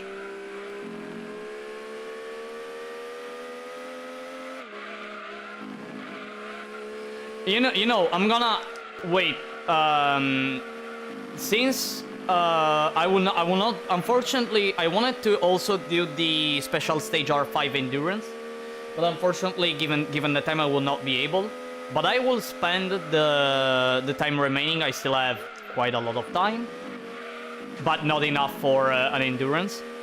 I will spend it showcasing the gear trick. If you're gonna push good times like 120 and whatnot, you could catch up. No, that of course, but I need to do a lot of 120s. I need to do a lot of 120s. Okay, I still have. I also have to consider that eventually the GT1 will do his 4th pit. I have to consider that. Hopefully, he will do the 4th pit. At lap, so 21, 42, 63, at lap 84. At lap 84, it will pit. So I have 14 more laps. If I manage to overtake before lap 84, it will be much appreciated.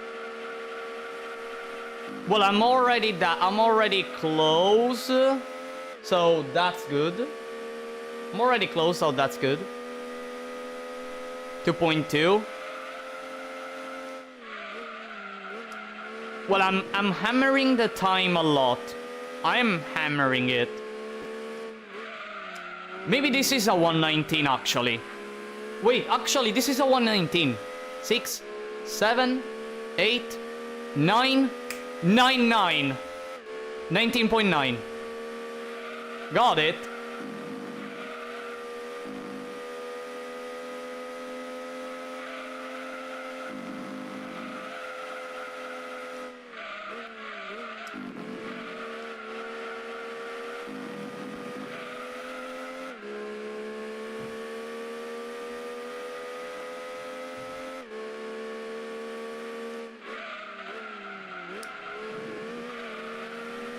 Look at that! Look at that! And you know what I do? This! Haha! I'm ahead in just 3 laps. Just 3 laps to catch the Toyota at 6 seconds away. And actually get enough gap to defend in the straight. Goodness, that's insane. I'm not kidding here. That is insane. That is insane. Wait, and this is another 119, and even a better one, 119.6. Oh god. Yo, I'm flying. I'm flying.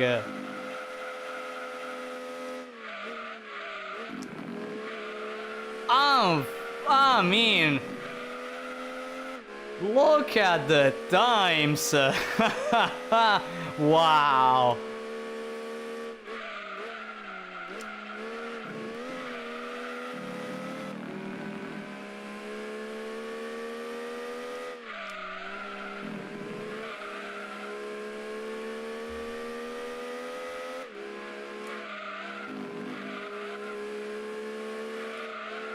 Imagine getting beaten by a Miata. Imagine getting beaten by a Miata. Dang, it would have been cool if in the background, like during the overtake, there was go beat crazy. No, maybe not. Otherwise, I would have crashed somehow. Maybe not. No, let's not play. Go beat crazy.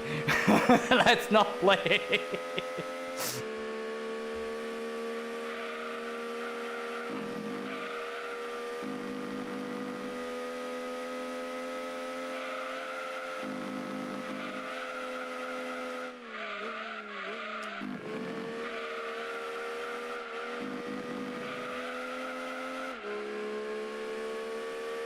Alright, I'll play Eurobeat in the background as I'm watching. You know, in this period I'm listening a lot. Save Me, Remember Me, and sometimes Killing My Love. I really love those songs. Ouch. I really love those songs, especially Save Me. Ouch. No, okay. No, wait.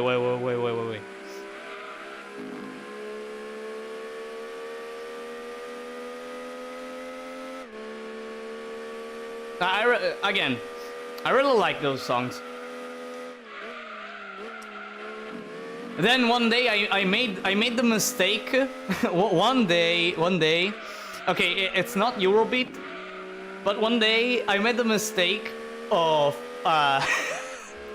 of riding my car at night.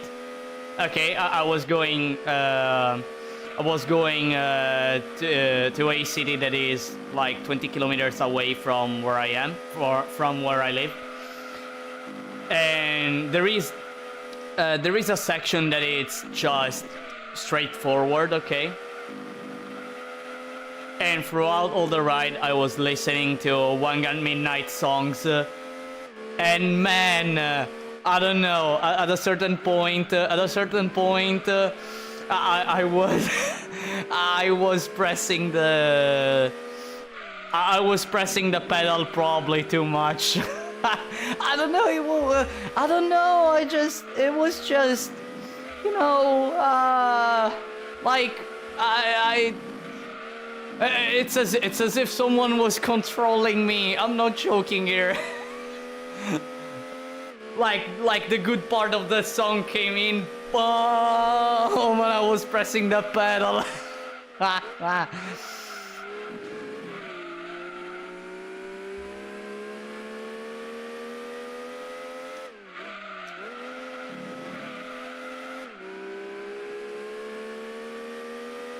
Man, those are my favorites. Alicia, you have good taste. Those are awesome. They really are. They really are. Another one that I really love is the opening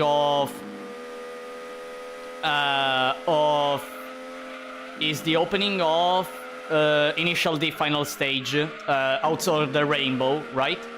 Yeah, that one, Outside the Rainbow. I really love the song. I also have it on my phone. One Gun Midnight, Patrician Taste. Yo, well, One Gun Midnight is part of my childhood, actually.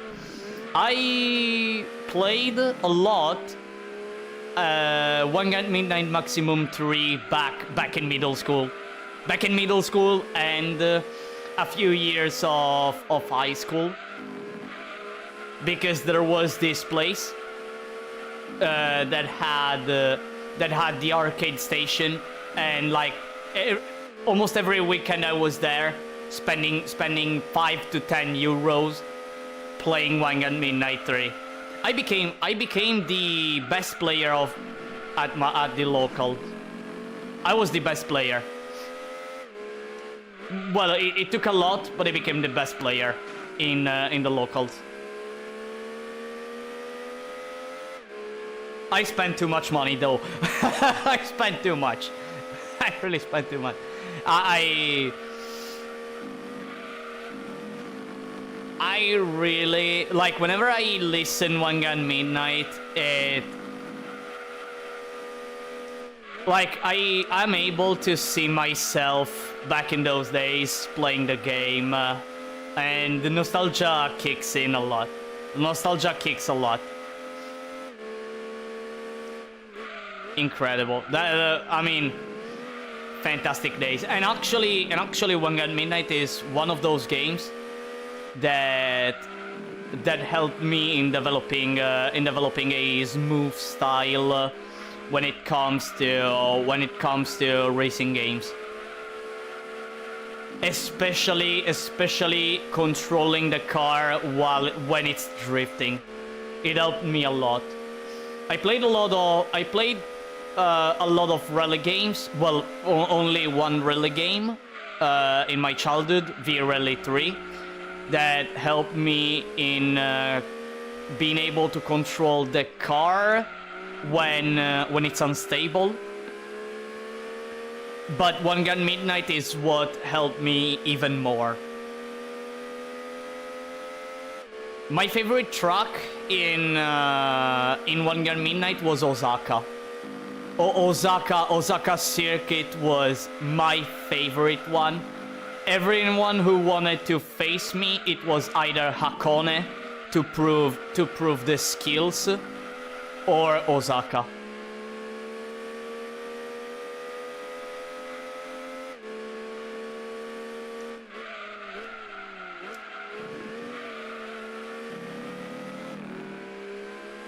And if you wondered the car that I used, it was a Lancer Evo 8.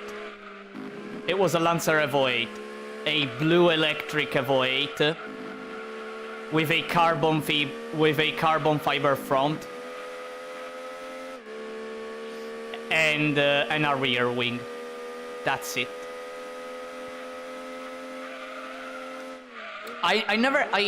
It's not that I don't like putting neon on the bottom of the car, or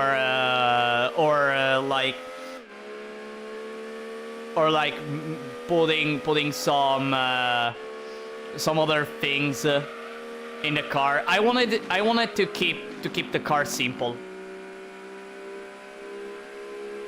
I wanted to make it simple, to leave it simple, and I think like whenever I see the car, like that was my car, like that was my car. I really had a strong connection with that Evo 8.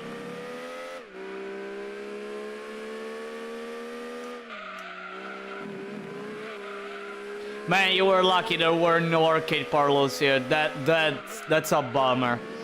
That's a bummer. I think that now in that arcade parlor,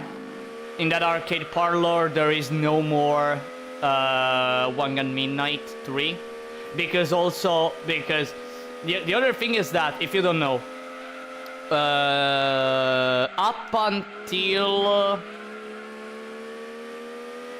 until One Gun 4, where they changed the system, there was a card system, a physical card system. So basically, you get a card that has all your car's information. That is your mileage, your horsepower, the car, the color, your progress, and your rank. But after 40 plays, if I remember correctly, after 40 plays, the card expires, and you have to reprint a card. In order to reprint a card, you need, of course, cards that the machine needs to have. And they are physical. Nothing digital. There was nothing digital yet. Because we're talking about a 2003 is a 2006 game, if I recall. So, pretty old. And one day, all cards expired. Every single, like all cards, there were no more cards.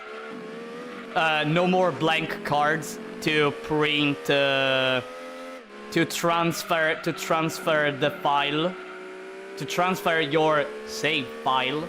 Let's say that. So like I couldn't anymore use my car. So everyone had to play with guest cars and stock horsepowers, which it's shit. Of course it's shit. From One Gun 4, they added the Bana passport, or however it is called, which is basically you have one card, but it's connected to, but it never expires. Let's say that never expires.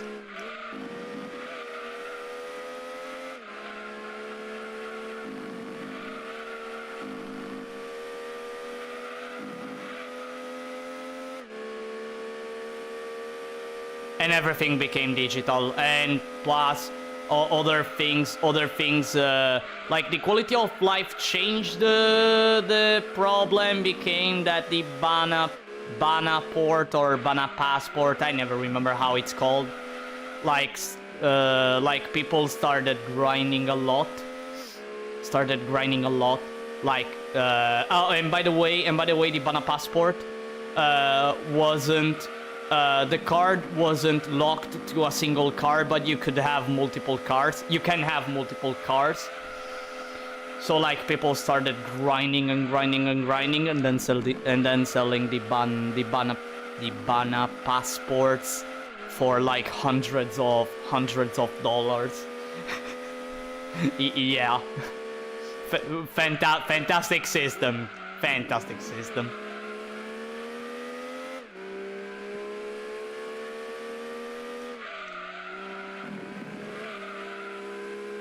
There was one, yeah, but it closed down very quickly. After it was opened. Oh man, that's a shame. I do remember. Wait. I do remember playing. I think it was either House of the Dead and Outrun on it. Dang, House of the Dead. I think that I played House of the Dead 4. In the same local there was One Gun Midnight. The problem of that arcade machine was that both guns were shit, and you couldn't throw grenades to clear the screen. So like you had to play with just your gun and your skills. It was shit. And you were going to lose pretty quickly. But yeah, I mean, it was like that. I remember playing Silent Hill. The arcade station of Silent Hill. It wasn't anything special. The tracking system sucked a lot.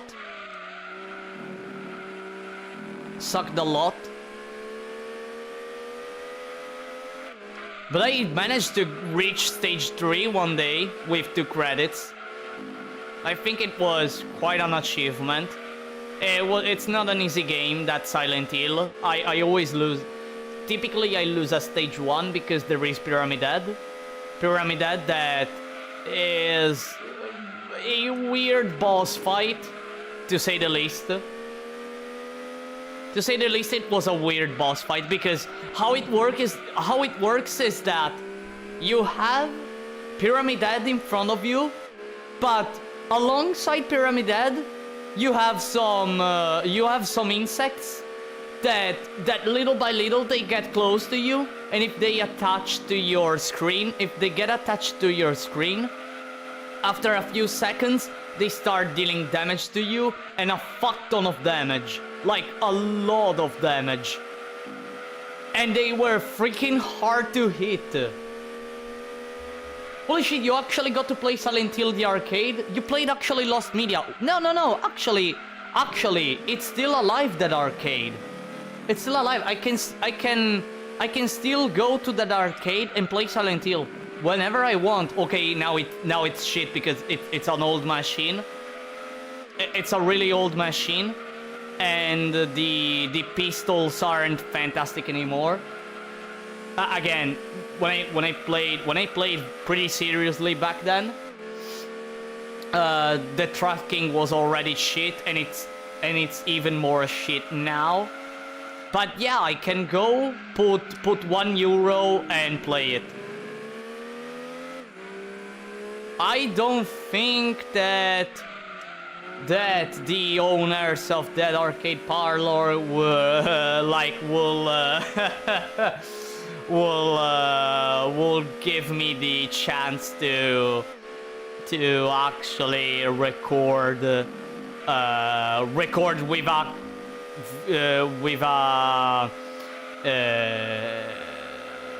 a capturing device. The game. I don't know if they allow me, but I don't. I'm that kind of person that is timid. I'm pretty timid. So yeah. By the way, wait. Wait. Is this... am I lapping for the third time the Jaguar? What?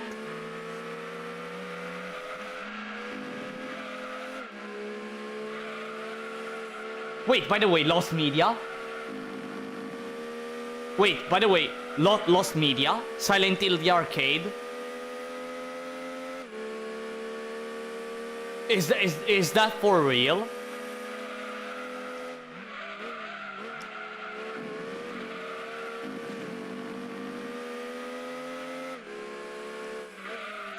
No, wait, no, I have to check it. I really have to check it.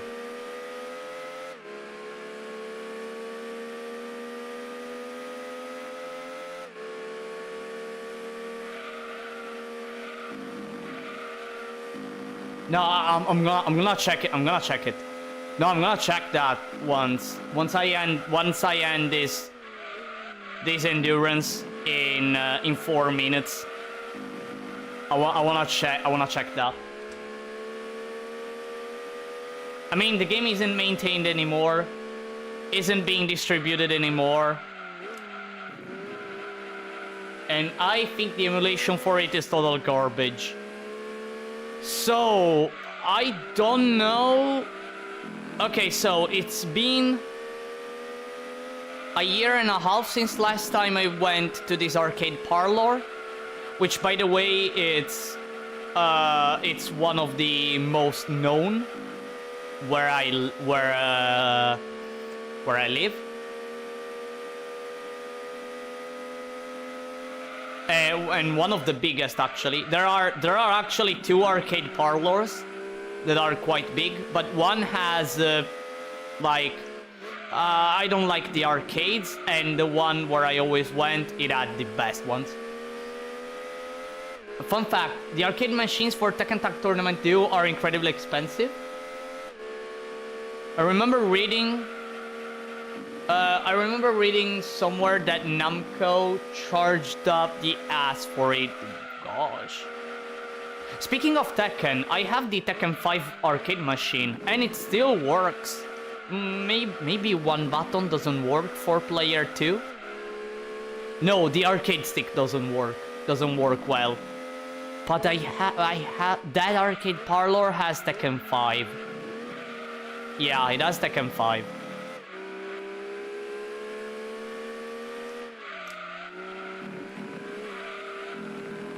Wait, actually, what are the arcades that are there now, right now?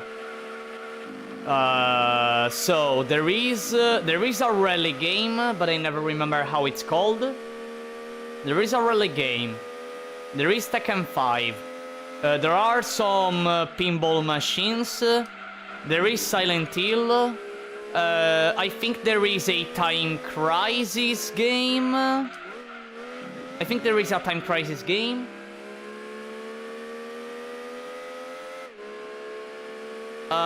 What else?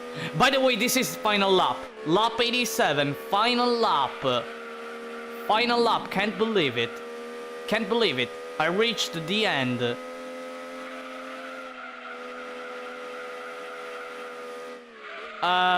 Then there is a game about pirates and ghosts.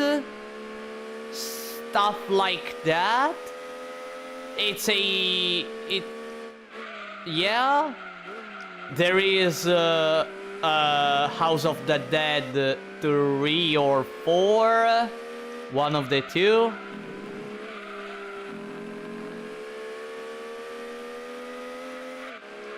I think now there is a game, there is an arcade game of a well-known movie. I don't remember if it's Terminator. I don't remember.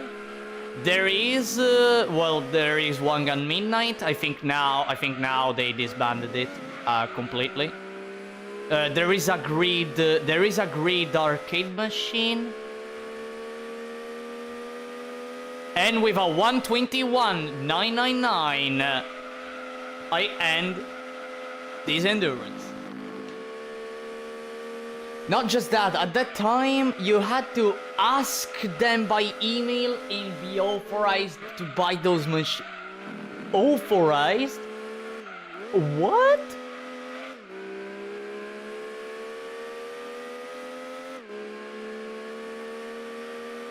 No way, really? By the way, 22 seconds of advantage. 22 seconds of advantage. 38 seconds the Venturi. And what about the R390?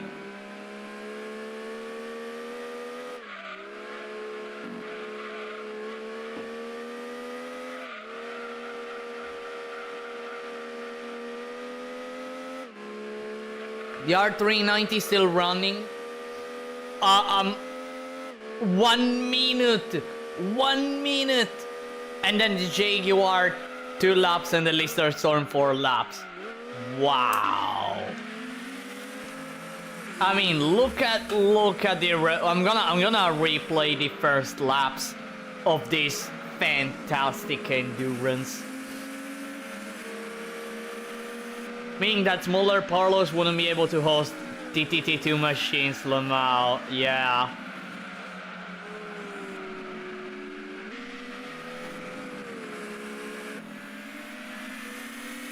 Yep.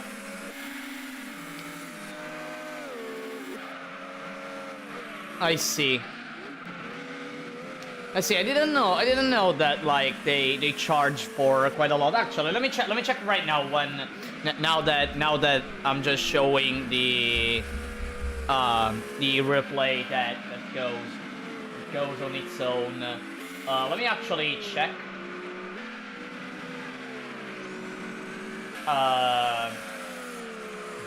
By the way, little thing.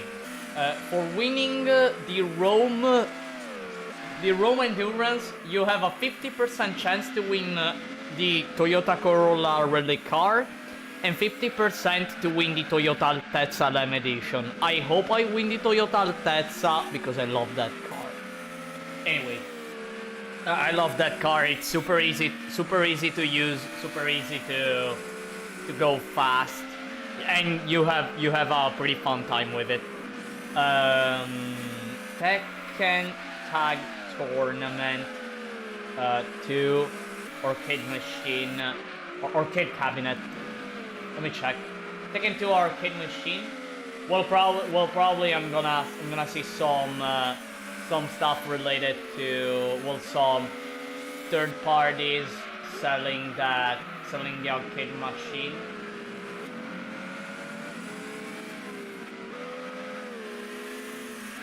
But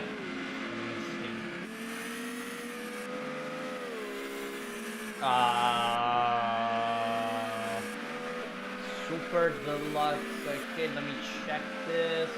It's a 2011. No.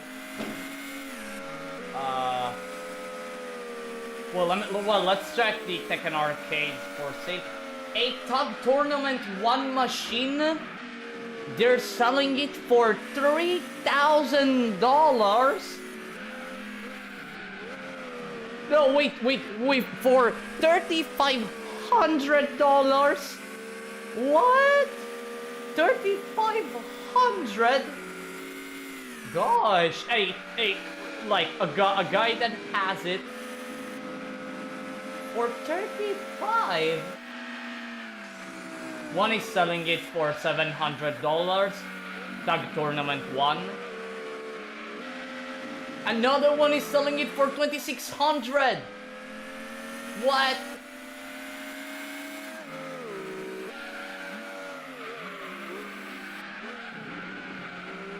What? Holy moly! Holy moly! Holy moly! A Tekken 3 arcade. I don't know the state of it. $500. Hey yo. Hey yo.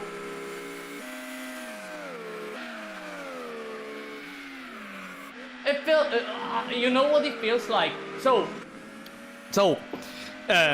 I remember just for research. Don't ask why I did that. I did that research. I searched for some R-type arcade machines that people were selling, and I actually found a guy that was selling the motherboard of R-Type 2, only the motherboard that functions perfectly and everything. He was selling that one, just that, for like either 2,500 or 3,500, and I was like, what the fuck? What the shit? What? Like, hey yo, just for the motherboard? What? Just the motherboard? Okay. Pretty expensive hobby to get into. Almost sort of explains why less and less independent parlors exist, sadly. Yeah, and also I think the reason why some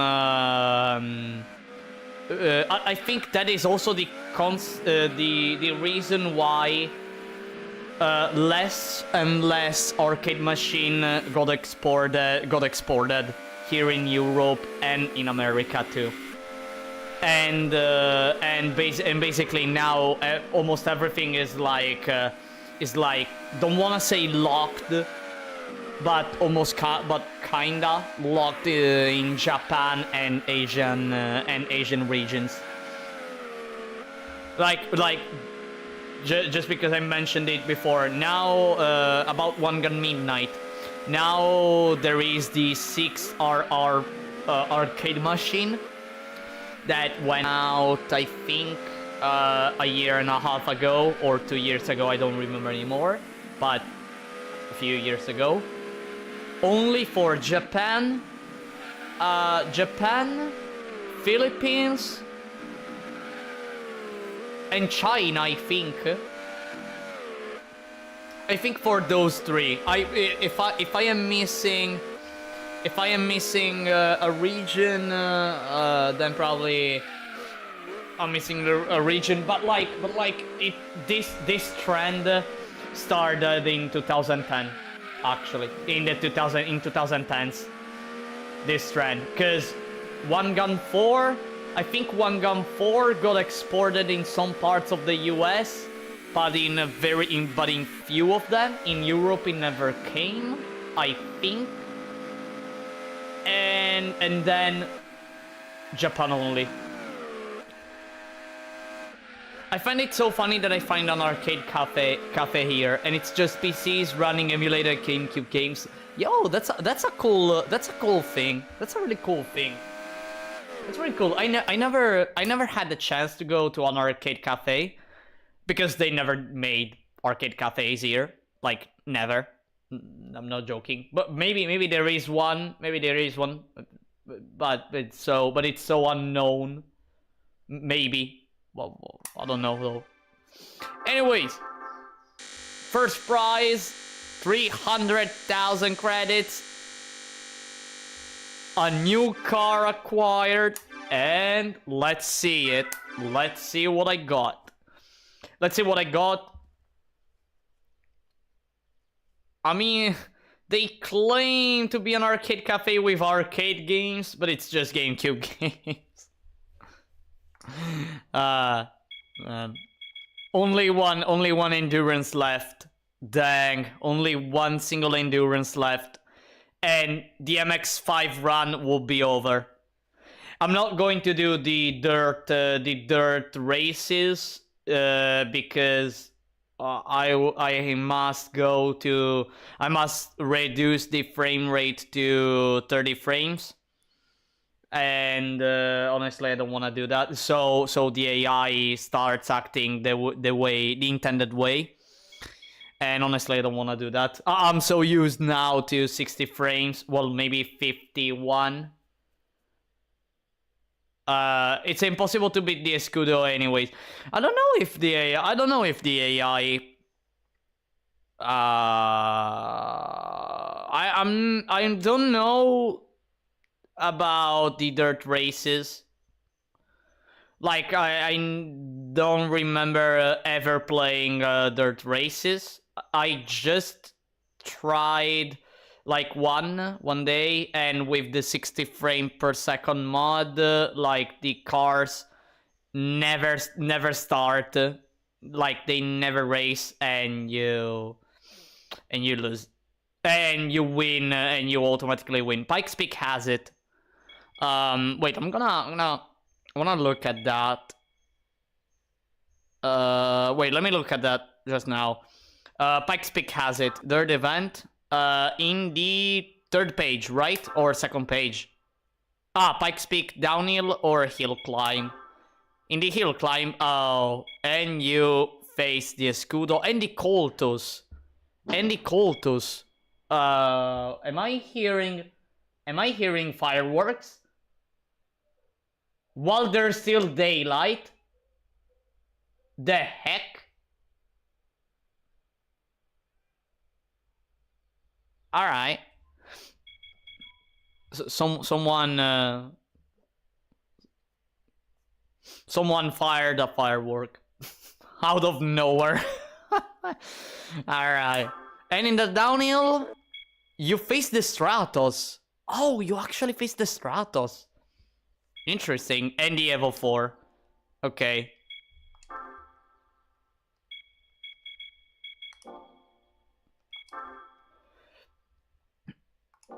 Alright, you face quite a lot of opponents. Well, there are a lot of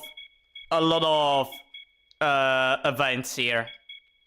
Like 3, 6, 9, 12, 15, 15, 18, 21, 24, 27 events. Dang, 27 events. That takes a lot. Anyways, let's check the prize car. Please tell me it's the Altezza. Please tell me it's the Altezza. Fuck! No! I got the Corolla. Oh, man.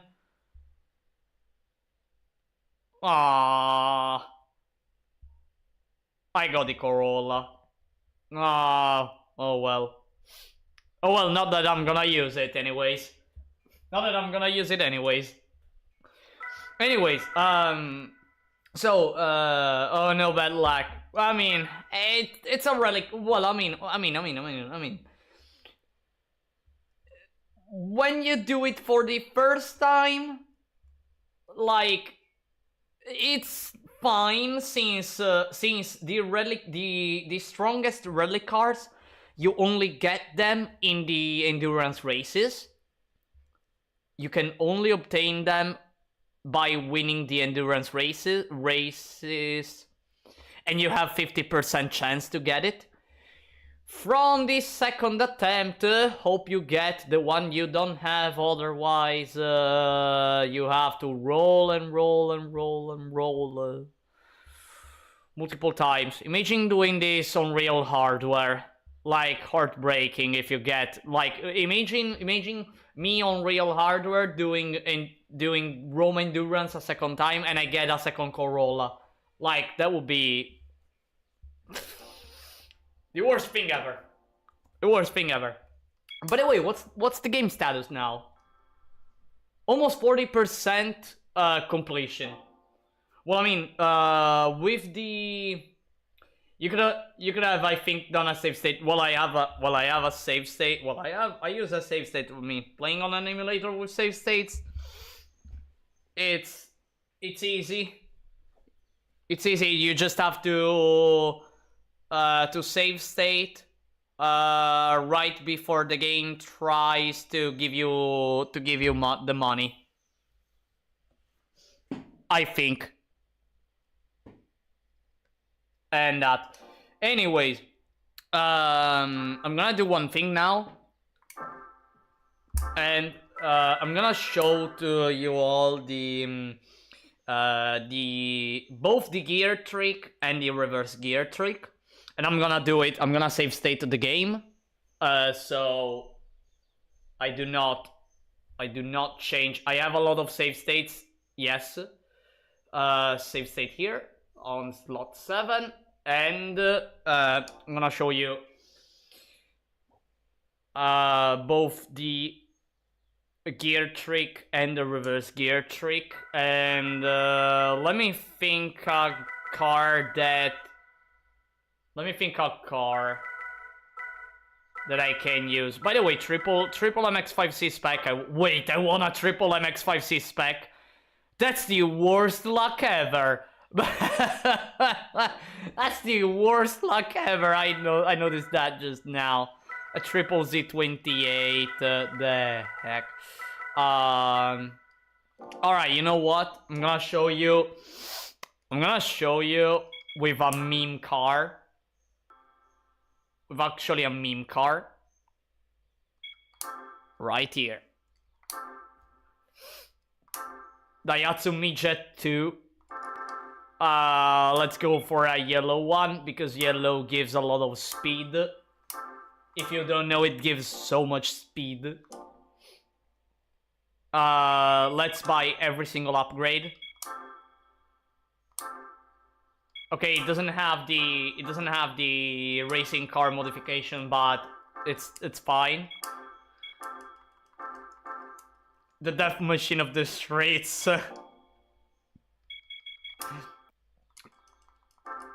Let's buy all the upgrades. Gearbox, the most important thing. Clutch. By the way, I'm gonna also show to you all, like, how I do a first suspension setup. Oh, it also has the carbon propeller shaft. Fantastic. Alright, okay, I have everything here. Tires, let's go for the super soft ones. Always buy the super soft ones, never the rest, because it doesn't change the tire wear. And you have more grip, by the way. Let's start increasing the horsepower of this beast. Let's increase... No, it doesn't have the displacement. It has port grinding, though. Any tune, it doesn't have it. No, because it has turbo. It has only turbo. Brake kit, buy. Let's buy. Brake balance controller. Buy everything.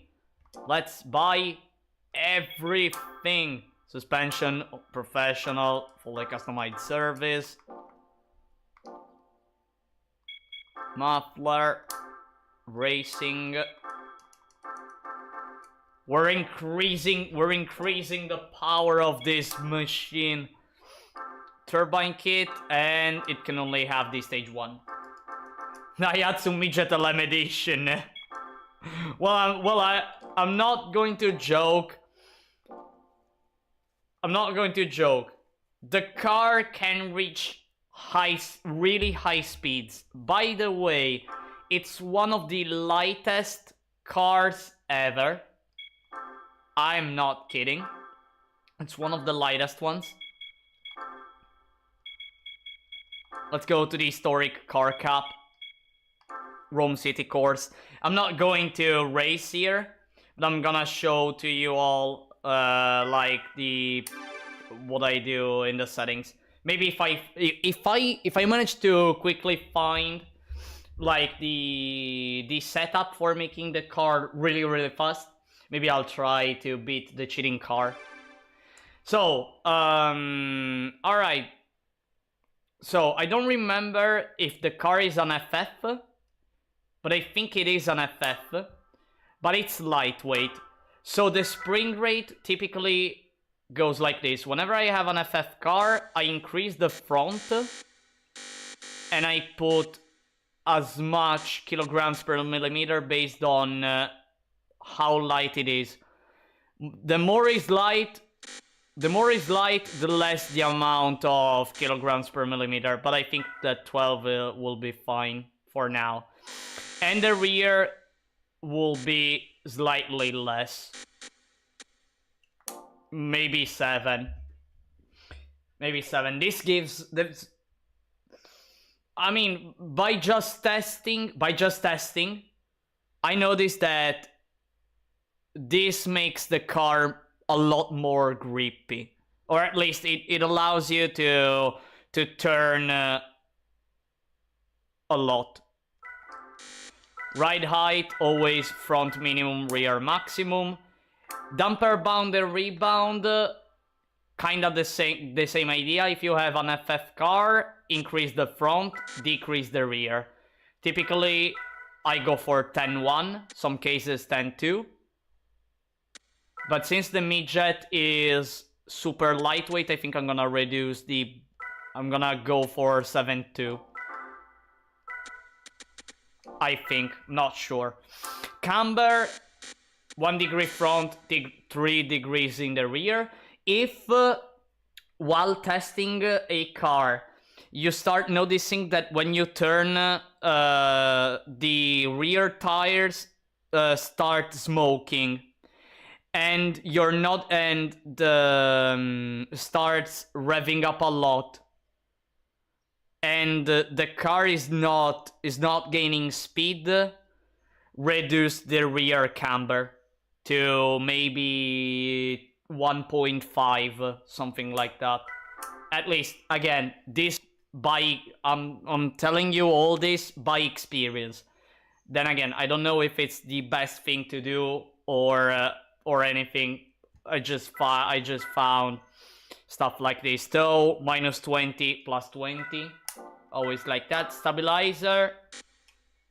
If I have an FF, same idea of damper bound, rebound, and spring rate. Front maximum, rear minimum. If sometimes I go for stabilizer 2 in the rear. Brakes, 24-19. Never change that. I mean, I find myself confident in using this setting. I cannot change the aerodynamics since it's not a race modified car. So now the gear trick. All right, I'm gonna show the gear trick first, and then the reverse gear. By the way, give me a sec. Okay, here. So, for the usual gear trick, you just go for the maximum, then go for auto setup at 1, and then reduce the final to have a good top speed while still having the acceleration, and then tweak a bit the gears, which sometimes it has to be done. Stuff like this. Typically with the gear trick, I noticed that second gear needs to be modified a bit, just lightly. Plus third, fourth, and fifth. Maybe this, I don't know. I'll just test it and see how it goes. And just see how it goes. Probably the car will suck a lot. Okay, really bad acceleration. Well, not a super bad one in reality. Maybe it has... Okay, no, it has a bad top speed. 120, 130. Okay, no. Let me go for a final, for a longer final. Maybe here. But first gear will be shit, probably. Okay.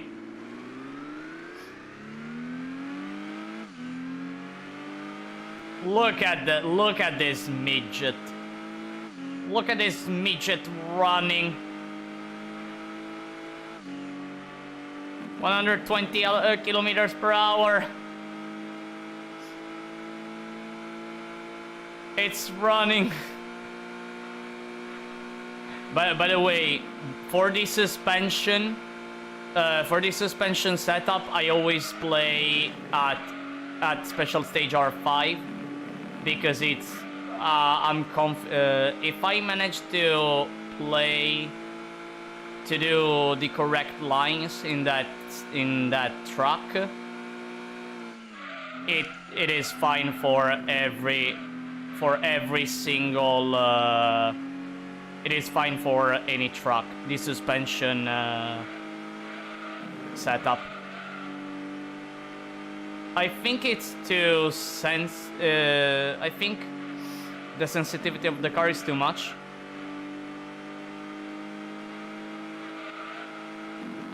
And again, you see the car, even if it has 80, I mean, even if it has 83, 82 horsepower, like you can see that the car actually goes to 150 kilometers per hour and probably wants to go at an even higher speed, probably.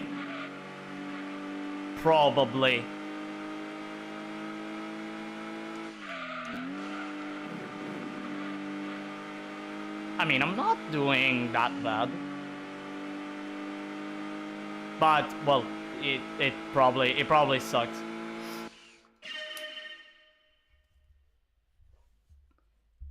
And this is the usual gear trick that everyone knows, right? But then you have the reverse gear. What you do with the reverse gear is actually this. You go with a final. You go with the longest final. Okay, so all the way to the left. And then what you do is changing the auto setup to whatever you prefer.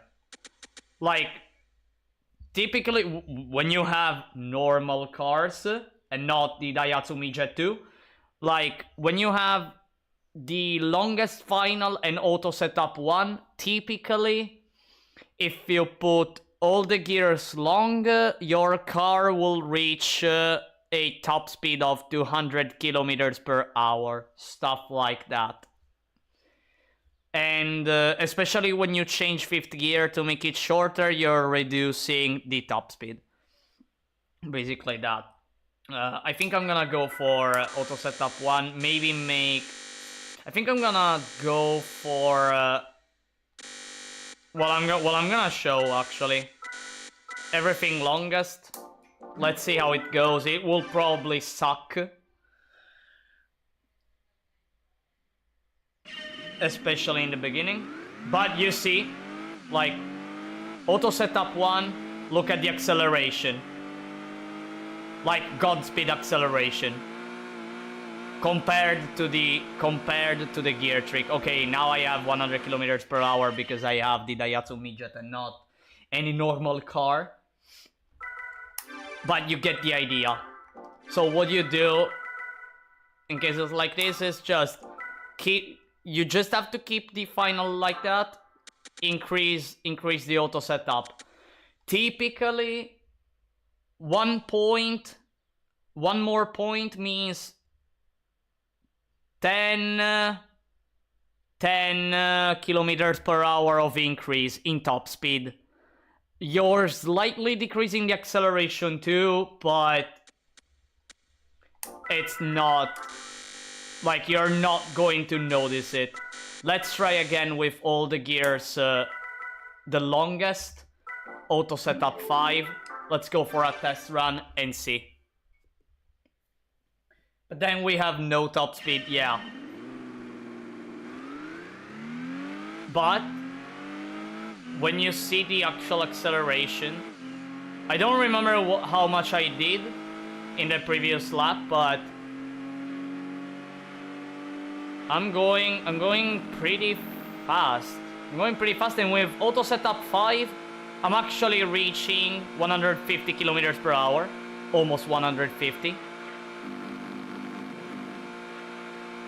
Like, when you do the reverse gear, you actually go for a much more better acceleration.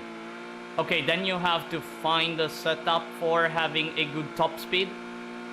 But you can, I think you can easily find it.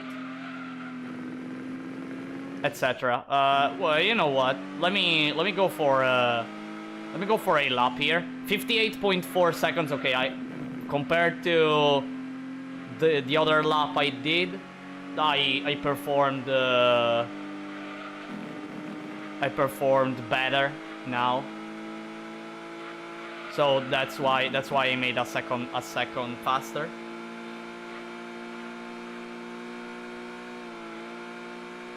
But yeah, you imagine going with a mid-jet at this speed. Okay, can go to higher speeds. I think like the best it can do is 180 kilometers per hour.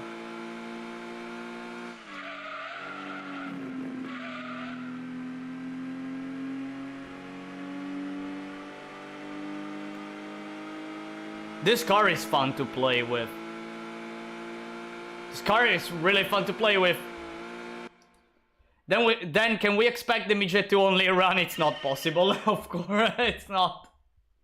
It's not. But maybe on low tier events you can, if you wanna spend money on the midget. Why not? I mean, why not? You can. You can do it.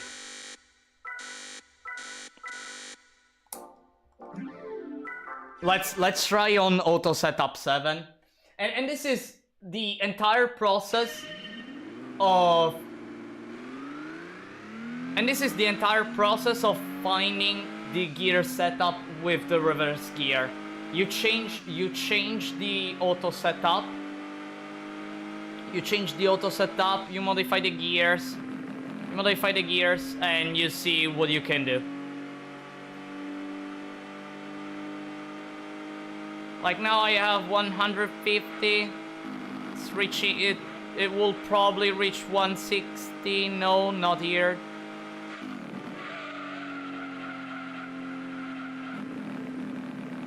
Look, oh gosh, it turns so much that it's absurd. I made it's too lightweight, this car. This car is still lightweight. Bonk. And even with those mistakes, 58.7 as... Speaking of, you're thinking of trying a GT4 randomizer run? I don't know. Honestly, I don't know. Maybe.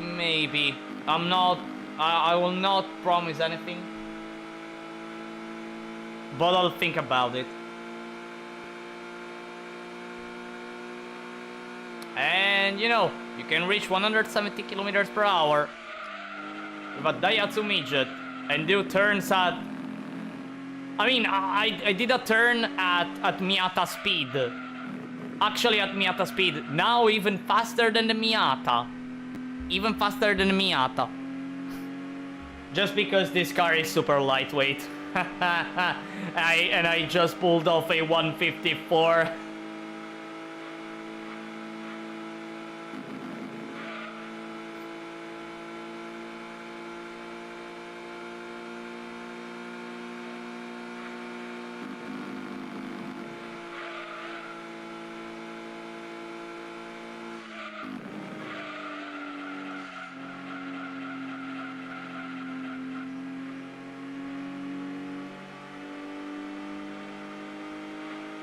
It's a pretty interesting challenge. The seeds for the randomizers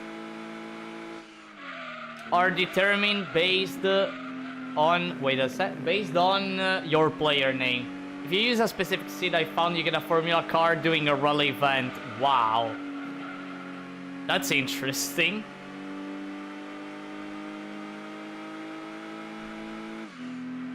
Of course, now I'm gonna end this test and just tweak a bit more. Of course, It's not necessary to like always go for the longest, but it's just to get an idea of doing this is to just get an idea of what top speed you can achieve if you do if you put everything to the longest. So like you can do some, and with that knowledge you can do something like, okay, the car with auto setup 7 can reach 170 kilometers per hour.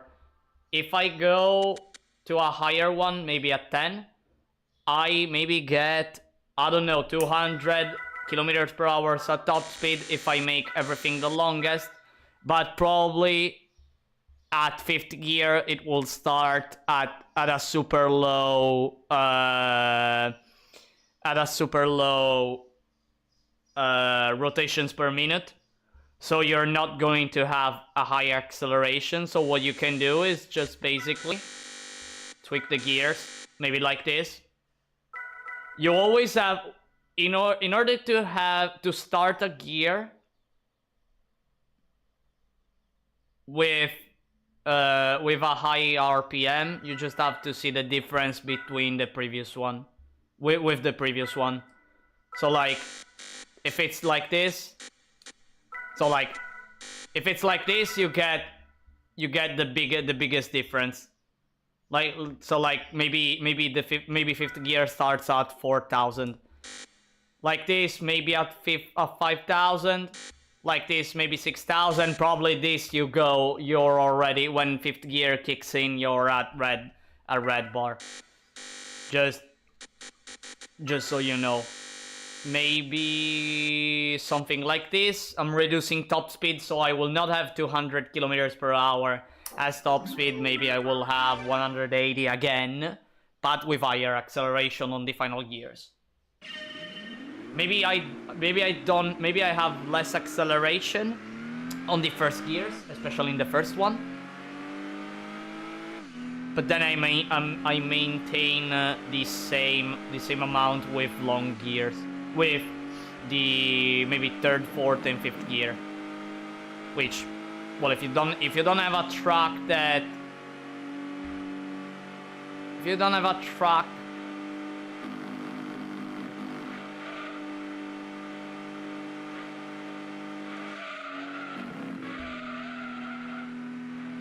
that has slow turns, that could be huge. Probably this setup is worse. Probably. It's all about finding the right setup. 59.2. Okay.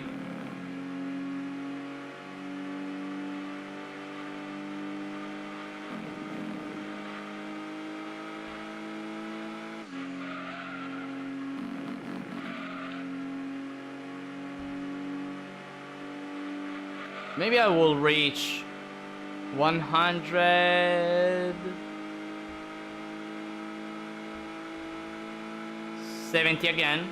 No, 80. 180. Not even. Ouch, I hit the wall. Damn it.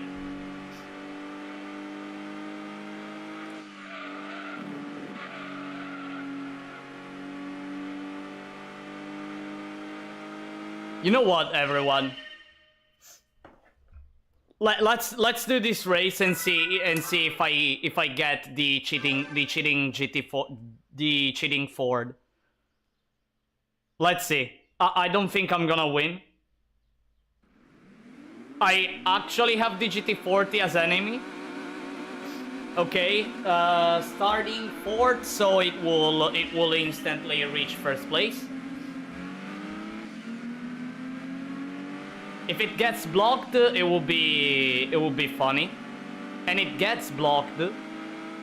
The more it gets blocked, the better. He's there. He is. 1.8 seconds. It's 1st now. It's now first place.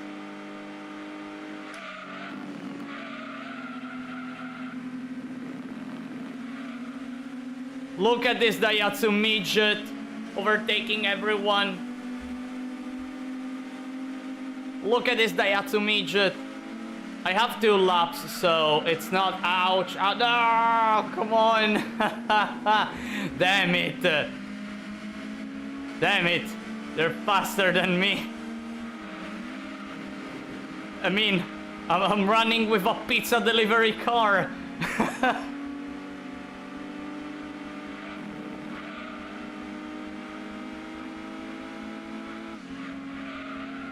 Dang, now that I'm thinking about it, like a pizza delivery car in Italy.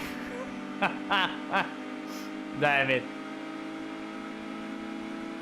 They're faster than me. And of course, well, the Ford is far away, but it's funny, like, if you don't face the Ford, if you don't face the Ford, you can actually beat this. You can actually beat this race. Again, there are infinite ways to gearing. There are infinite ways, and technically there are more strategies that I still have to check.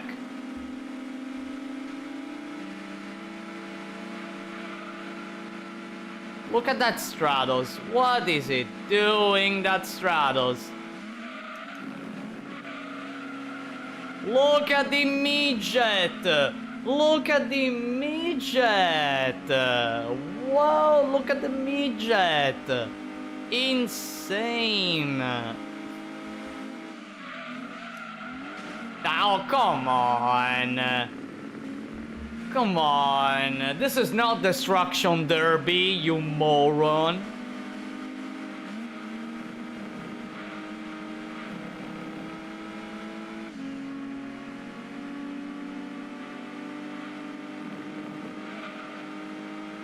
And this is why we need the Midget 2 LM edition.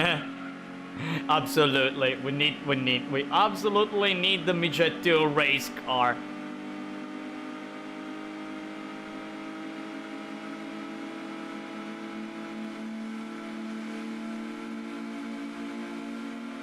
Wow, he's really trying.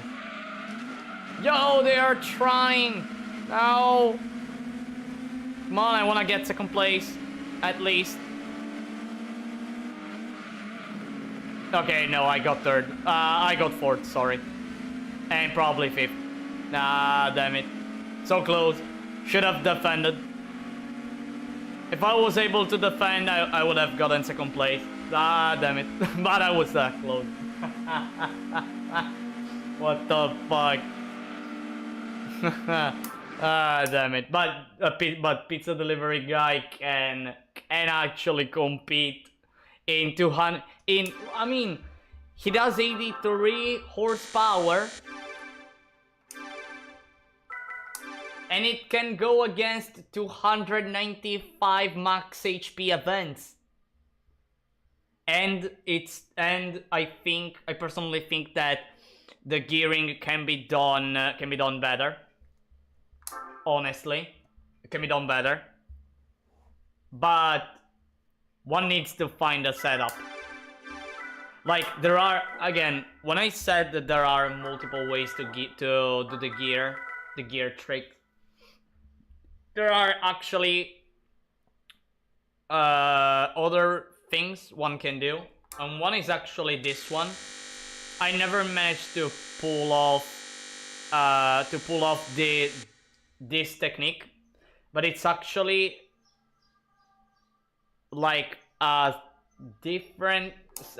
sort of different, like you do everything in a weird way, and you do this shortest final, auto setup wide, but everything needs to be the shortest. I never managed to pull off this way of gearing. Because why one should do that And you also see the reason.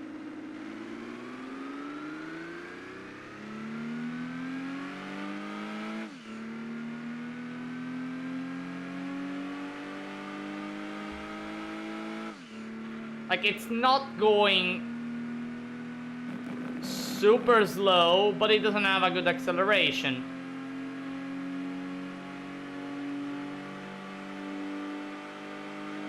It really doesn't have a good acceleration. It just... yeah. Like, the acceleration sucks. But hey, still able to do the turns at 130 kilometers.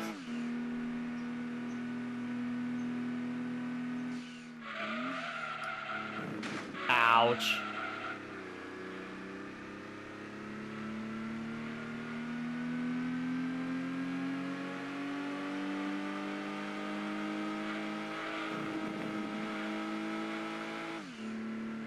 Wait, maybe I'll try. Wait, maybe I'll try to develop this. Maybe I need to like decrease the auto setup. Maybe. Maybe let's go to 15 just to go.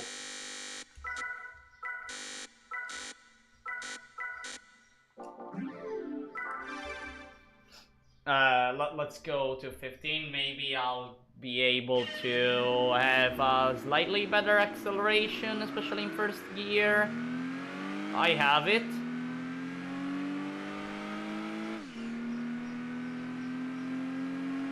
It's not that great, but...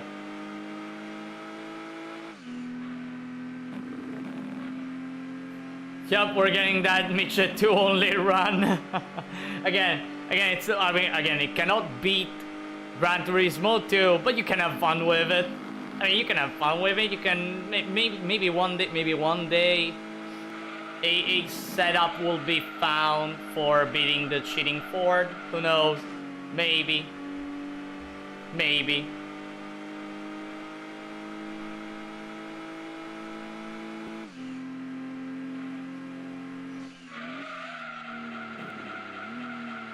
Look at that, I can even drift. I can even drift with this Daihatsu. That's so cool. So cool. Let's check the top speed. Well, I cannot see the actual top speed in this track because despite the straight being pretty long, it's not the longest. 60, 70, 67. 167. But the problem is that 167, but the RPMs are still low. If I can manage to reach 167 with higher RPM, it has enough power to go faster.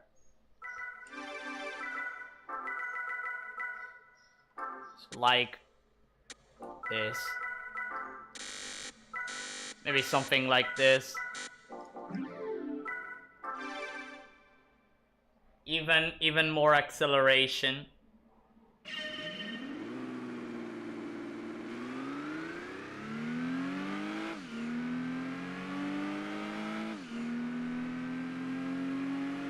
Wait, what if I actually go for auto setup 1 in this case? I don't know. What if I actually go for that?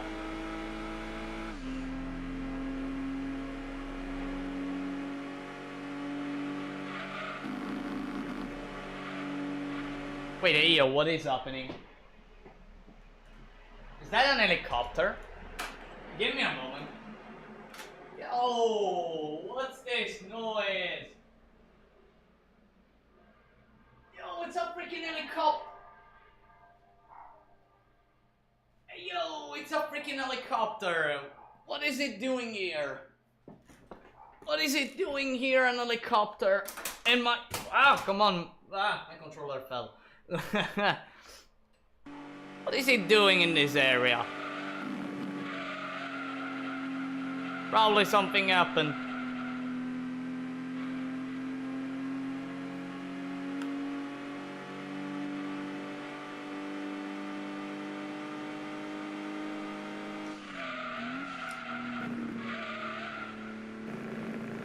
The helicopter is here to watch the stream. Yeah.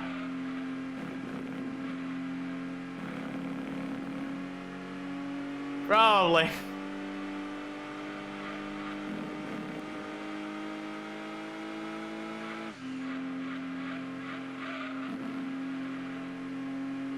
I'm doing the turns at a higher speed, I can see that. It has a better acceleration in 4th and 5th gear. And look at that. What did I say? What did I say before? If I had 167 but with higher RPM, boom, a little bit more of speed. But the problem is that, oh my god, that 5th gear. That is not a fantastic thing. But yeah. Like, that's so funny. That a midget can even reach these speeds. Like a freaking midget.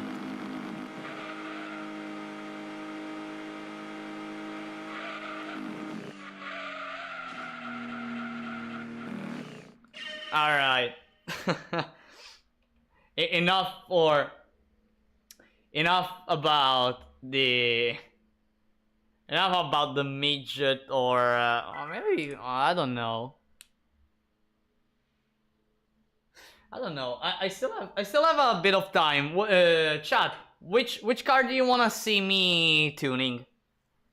Which car do you wanna see me tuning? Just for fun. Just for fun. Like, there are plenty of cars in this game. There are plenty of them. Maybe one, of course, one that I can buy right away.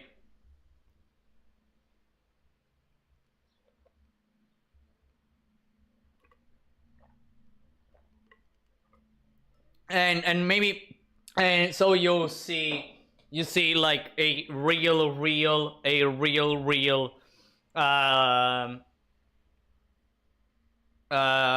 the real way I test the cars, like with the actual track where I test the cars. I want to see if you can fix the GT1. Fixing the GT1. Okay. Fixing the GT1. If it has a use case for the trick. Oh no, absolutely. Any car can be gear tricked. Any car. Like, and you're gonna make them better. 100%. You're gonna make them better. Absolutely. So, I have... If you have it, that is. Yes, I have it. Well, it's a guaranteed price car for getting all golds in the super license. And whenever I start a run, I have my own save file that is at day 9 with all the licenses golded. So I have it. And you're gonna see how I actually do the tests for any car. Okay, they're real tests, because I don't go at Rome. So what I do is line up for Gran Turismo All Stars, Special Stage R5, let's go. Special Stage R5, again, I use it for the suspension. So, with the premise that okay, so the GT1 is an MR car. MRs need a lot of rear. Since the GT1 is quite lightweight, but has a lot of a lot of horsepower, maybe 1811. I just go randomly at first, okay? I just go randomly. Don't take these values seriously. It's just the idea. It's just the idea of having more rear than the front that counts. Then when I'm going to test the car, I will actually see how it affects the handling of the car.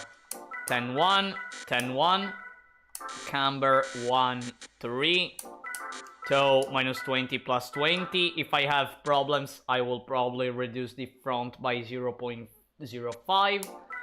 Stabilizer 7. I'm gonna already put 7.2 or 2.7, however you prefer, because I think it will need it. I think it will need it absolutely. Downforce all the way to the maximum. This one, everything to 1. If you ever have a car, like, I don't want LSD. I don't want LSD. I don't want any traction control. I don't want anything. Like, everything to 1. Disabled. Alright, so gears. I have 6 gear. Okay, 6 gears. 6 gears. Let me go for, so 6 gears. I'm gonna try the reverse.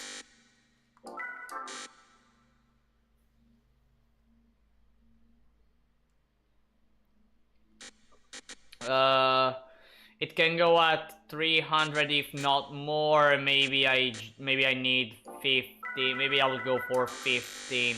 First gear longest, second gear longest, third gear longest, fourth.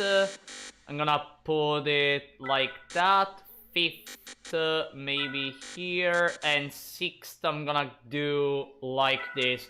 So with this setup, first, second, and third gear will start, well, first gear I don't care, second gear technically I don't care. Third gear it will start probably at 5,000. Oh, by the way, another thing I look,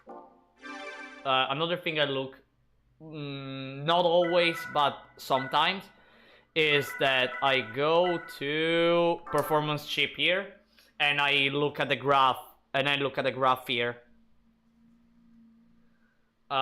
So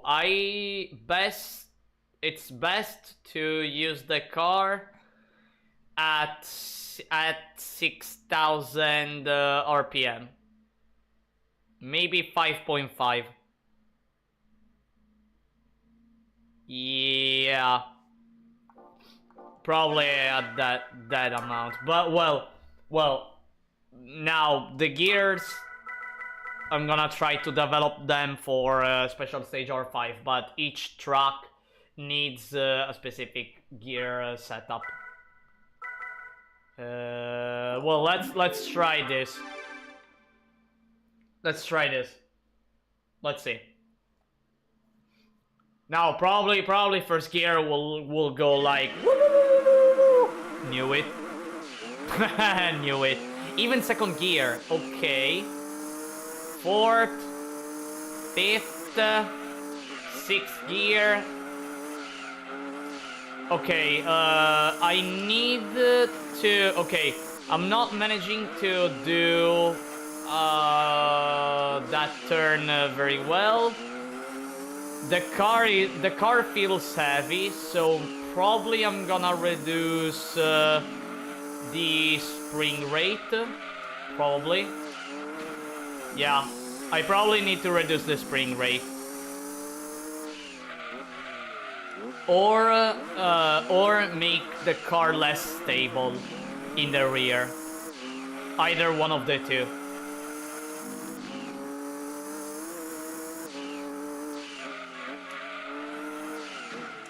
Okay, by the way, I'm not used to high horsepower cars, so if you see me struggling, you know the reason. Let's check the top speed. Top speed of 200. 300, 300, it can go higher. That I know, it can go higher.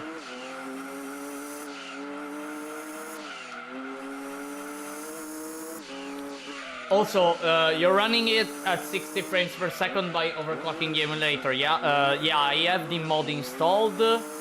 Well, technically it's a cheat, the 60 frame per second cheat, and I had to overclock the game to 267% to have 60 frames per second stable.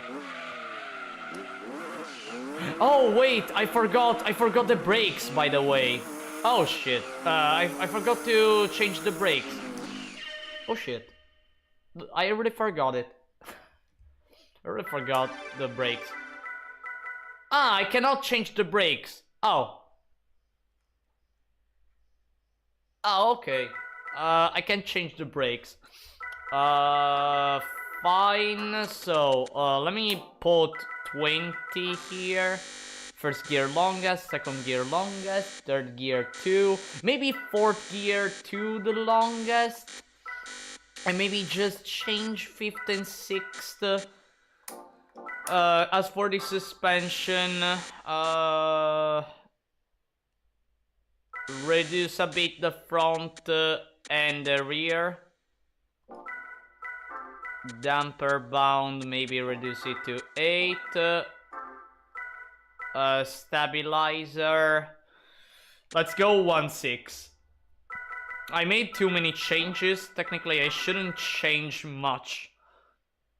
The car, maybe the toe at minus 0.15, maybe. Let's see the handling now.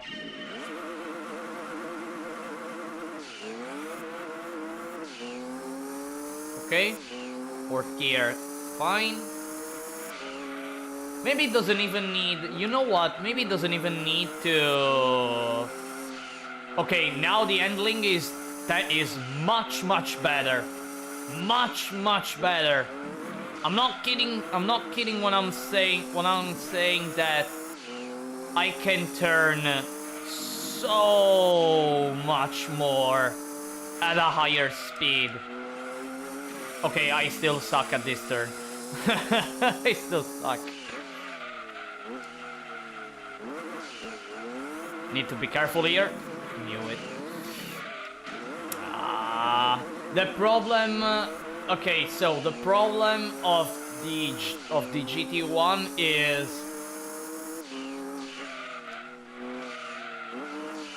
The problem of the GT1 is first gear and second gear. Whenever I have to do a turn at those gears and then I have to accelerate, the fact that it goes at red bar makes the car spin. But look at the speed, 300, 330, pretty easily. 330. Easy.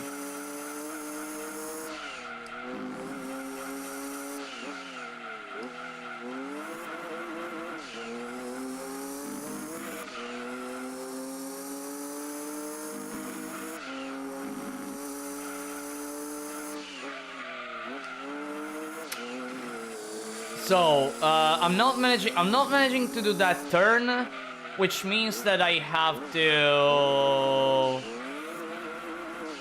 Oh, come on. Damn it, GT1, please.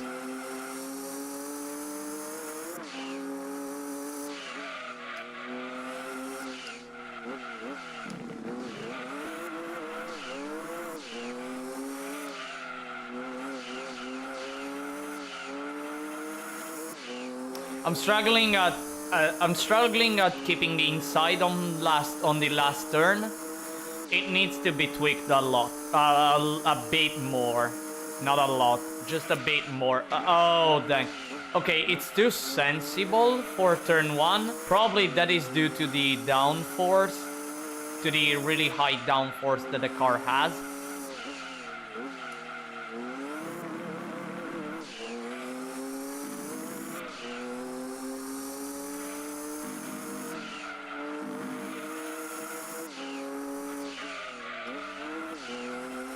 Okay, no, I just need to do that turn in the correct way.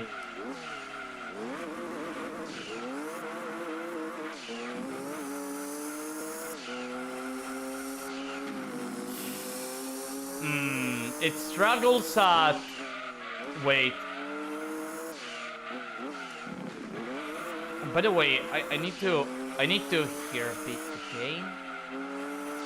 No, it's struggling at keeping the inside there. I wanna test this build for sure. Send me some screenshots of it to our DMs or Discord if you can at some point. Yeah, when I actually complete the tuning, I'm gonna send it to you. When I complete the tuning, I'm gonna send it to you, 100%. I'm gonna send to you both the suspension and the gears.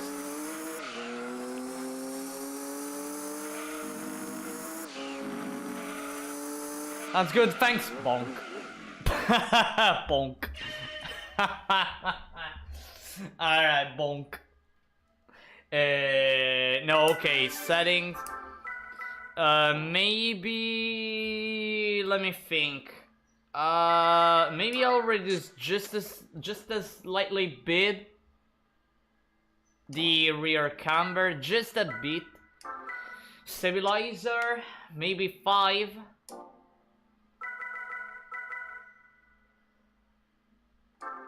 I'm gonna try to increase the sensitivity of the car by reducing the front spring rate. This is already too much. Probably it will become a lot unstable. Probably. By the way, I think the gears are okay. I think, but I can still do better. You know what? Let me try. Wait. Let me try the maximum. Let me try the maximum and just go for... wait a second, everyone. I need to... Wait a sec. So, someone's calling me.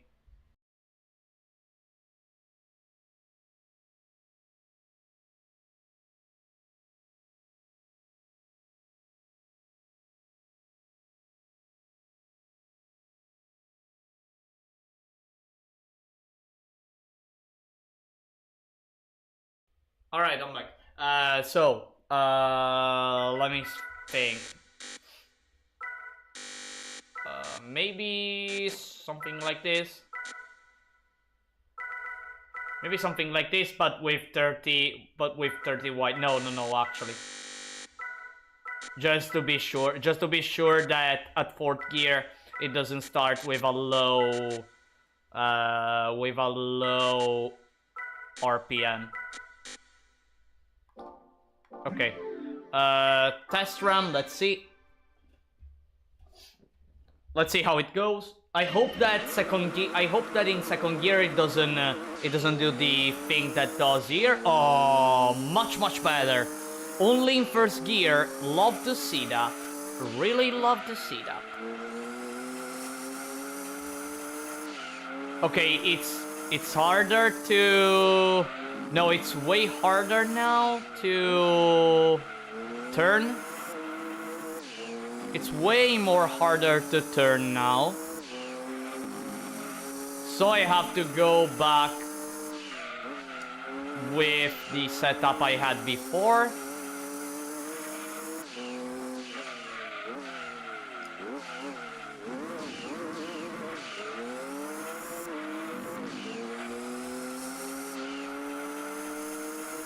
Nice.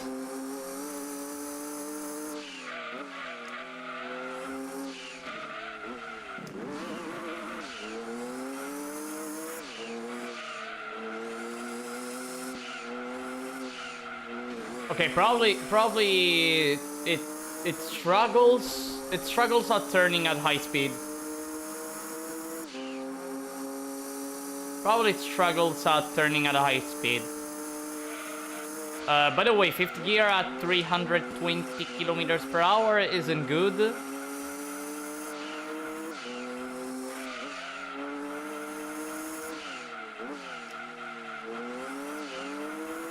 No, it's struggling. It's really struggling.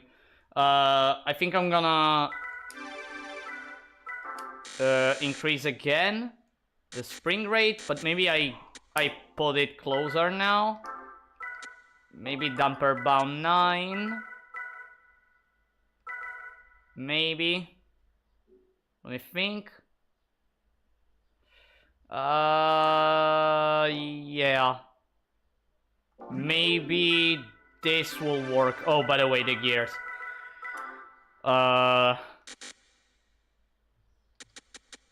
23. Longest. Here. You know what? Here and here. Maybe here.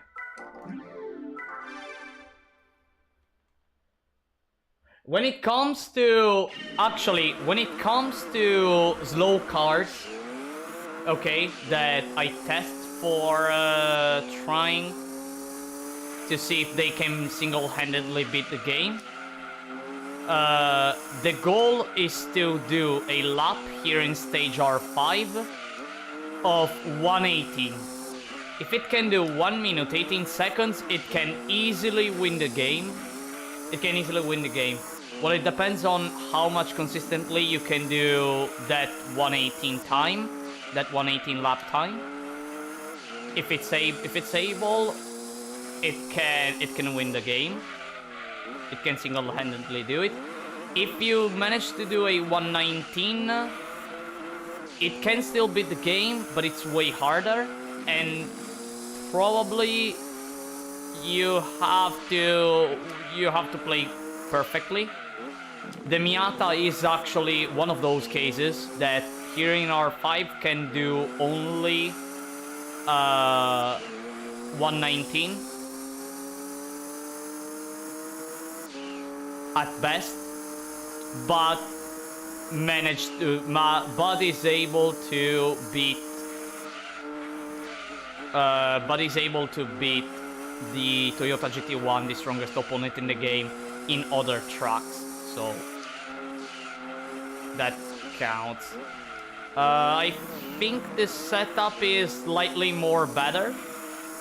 Yeah, I think this is the setup. If only I look more closely at the road. If I pay more attention.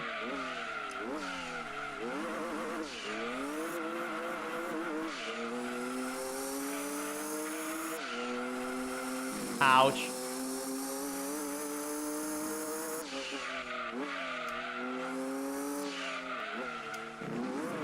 Of course, I'm talking about doing 118 starting from lap 2. Because lap 1 never counts. Lap 1 never counts. On lap 2, if you manage to do 118, you can win the game. If you go lower, it's even easier. If you go for 119, you can still beat the game. 120 at best. Technically you can win, but good luck in that.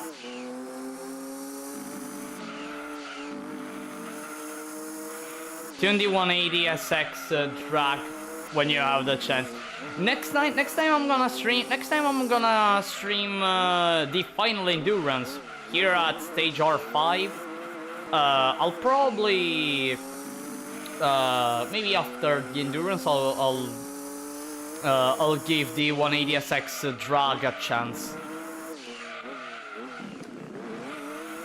to try to find a setup that makes it viable.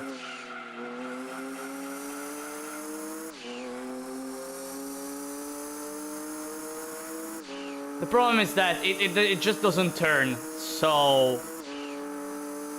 Oh, that thing is almost impossible to fix. I mean, you... Okay, so... It's almost impossible to make it turn like the GT1 now. That's for sure.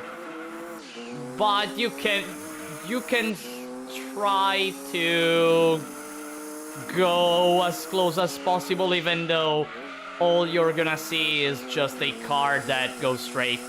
Just goes straight forward.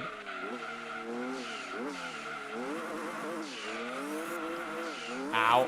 Okay. I made it viable. Oh, really? That good to know.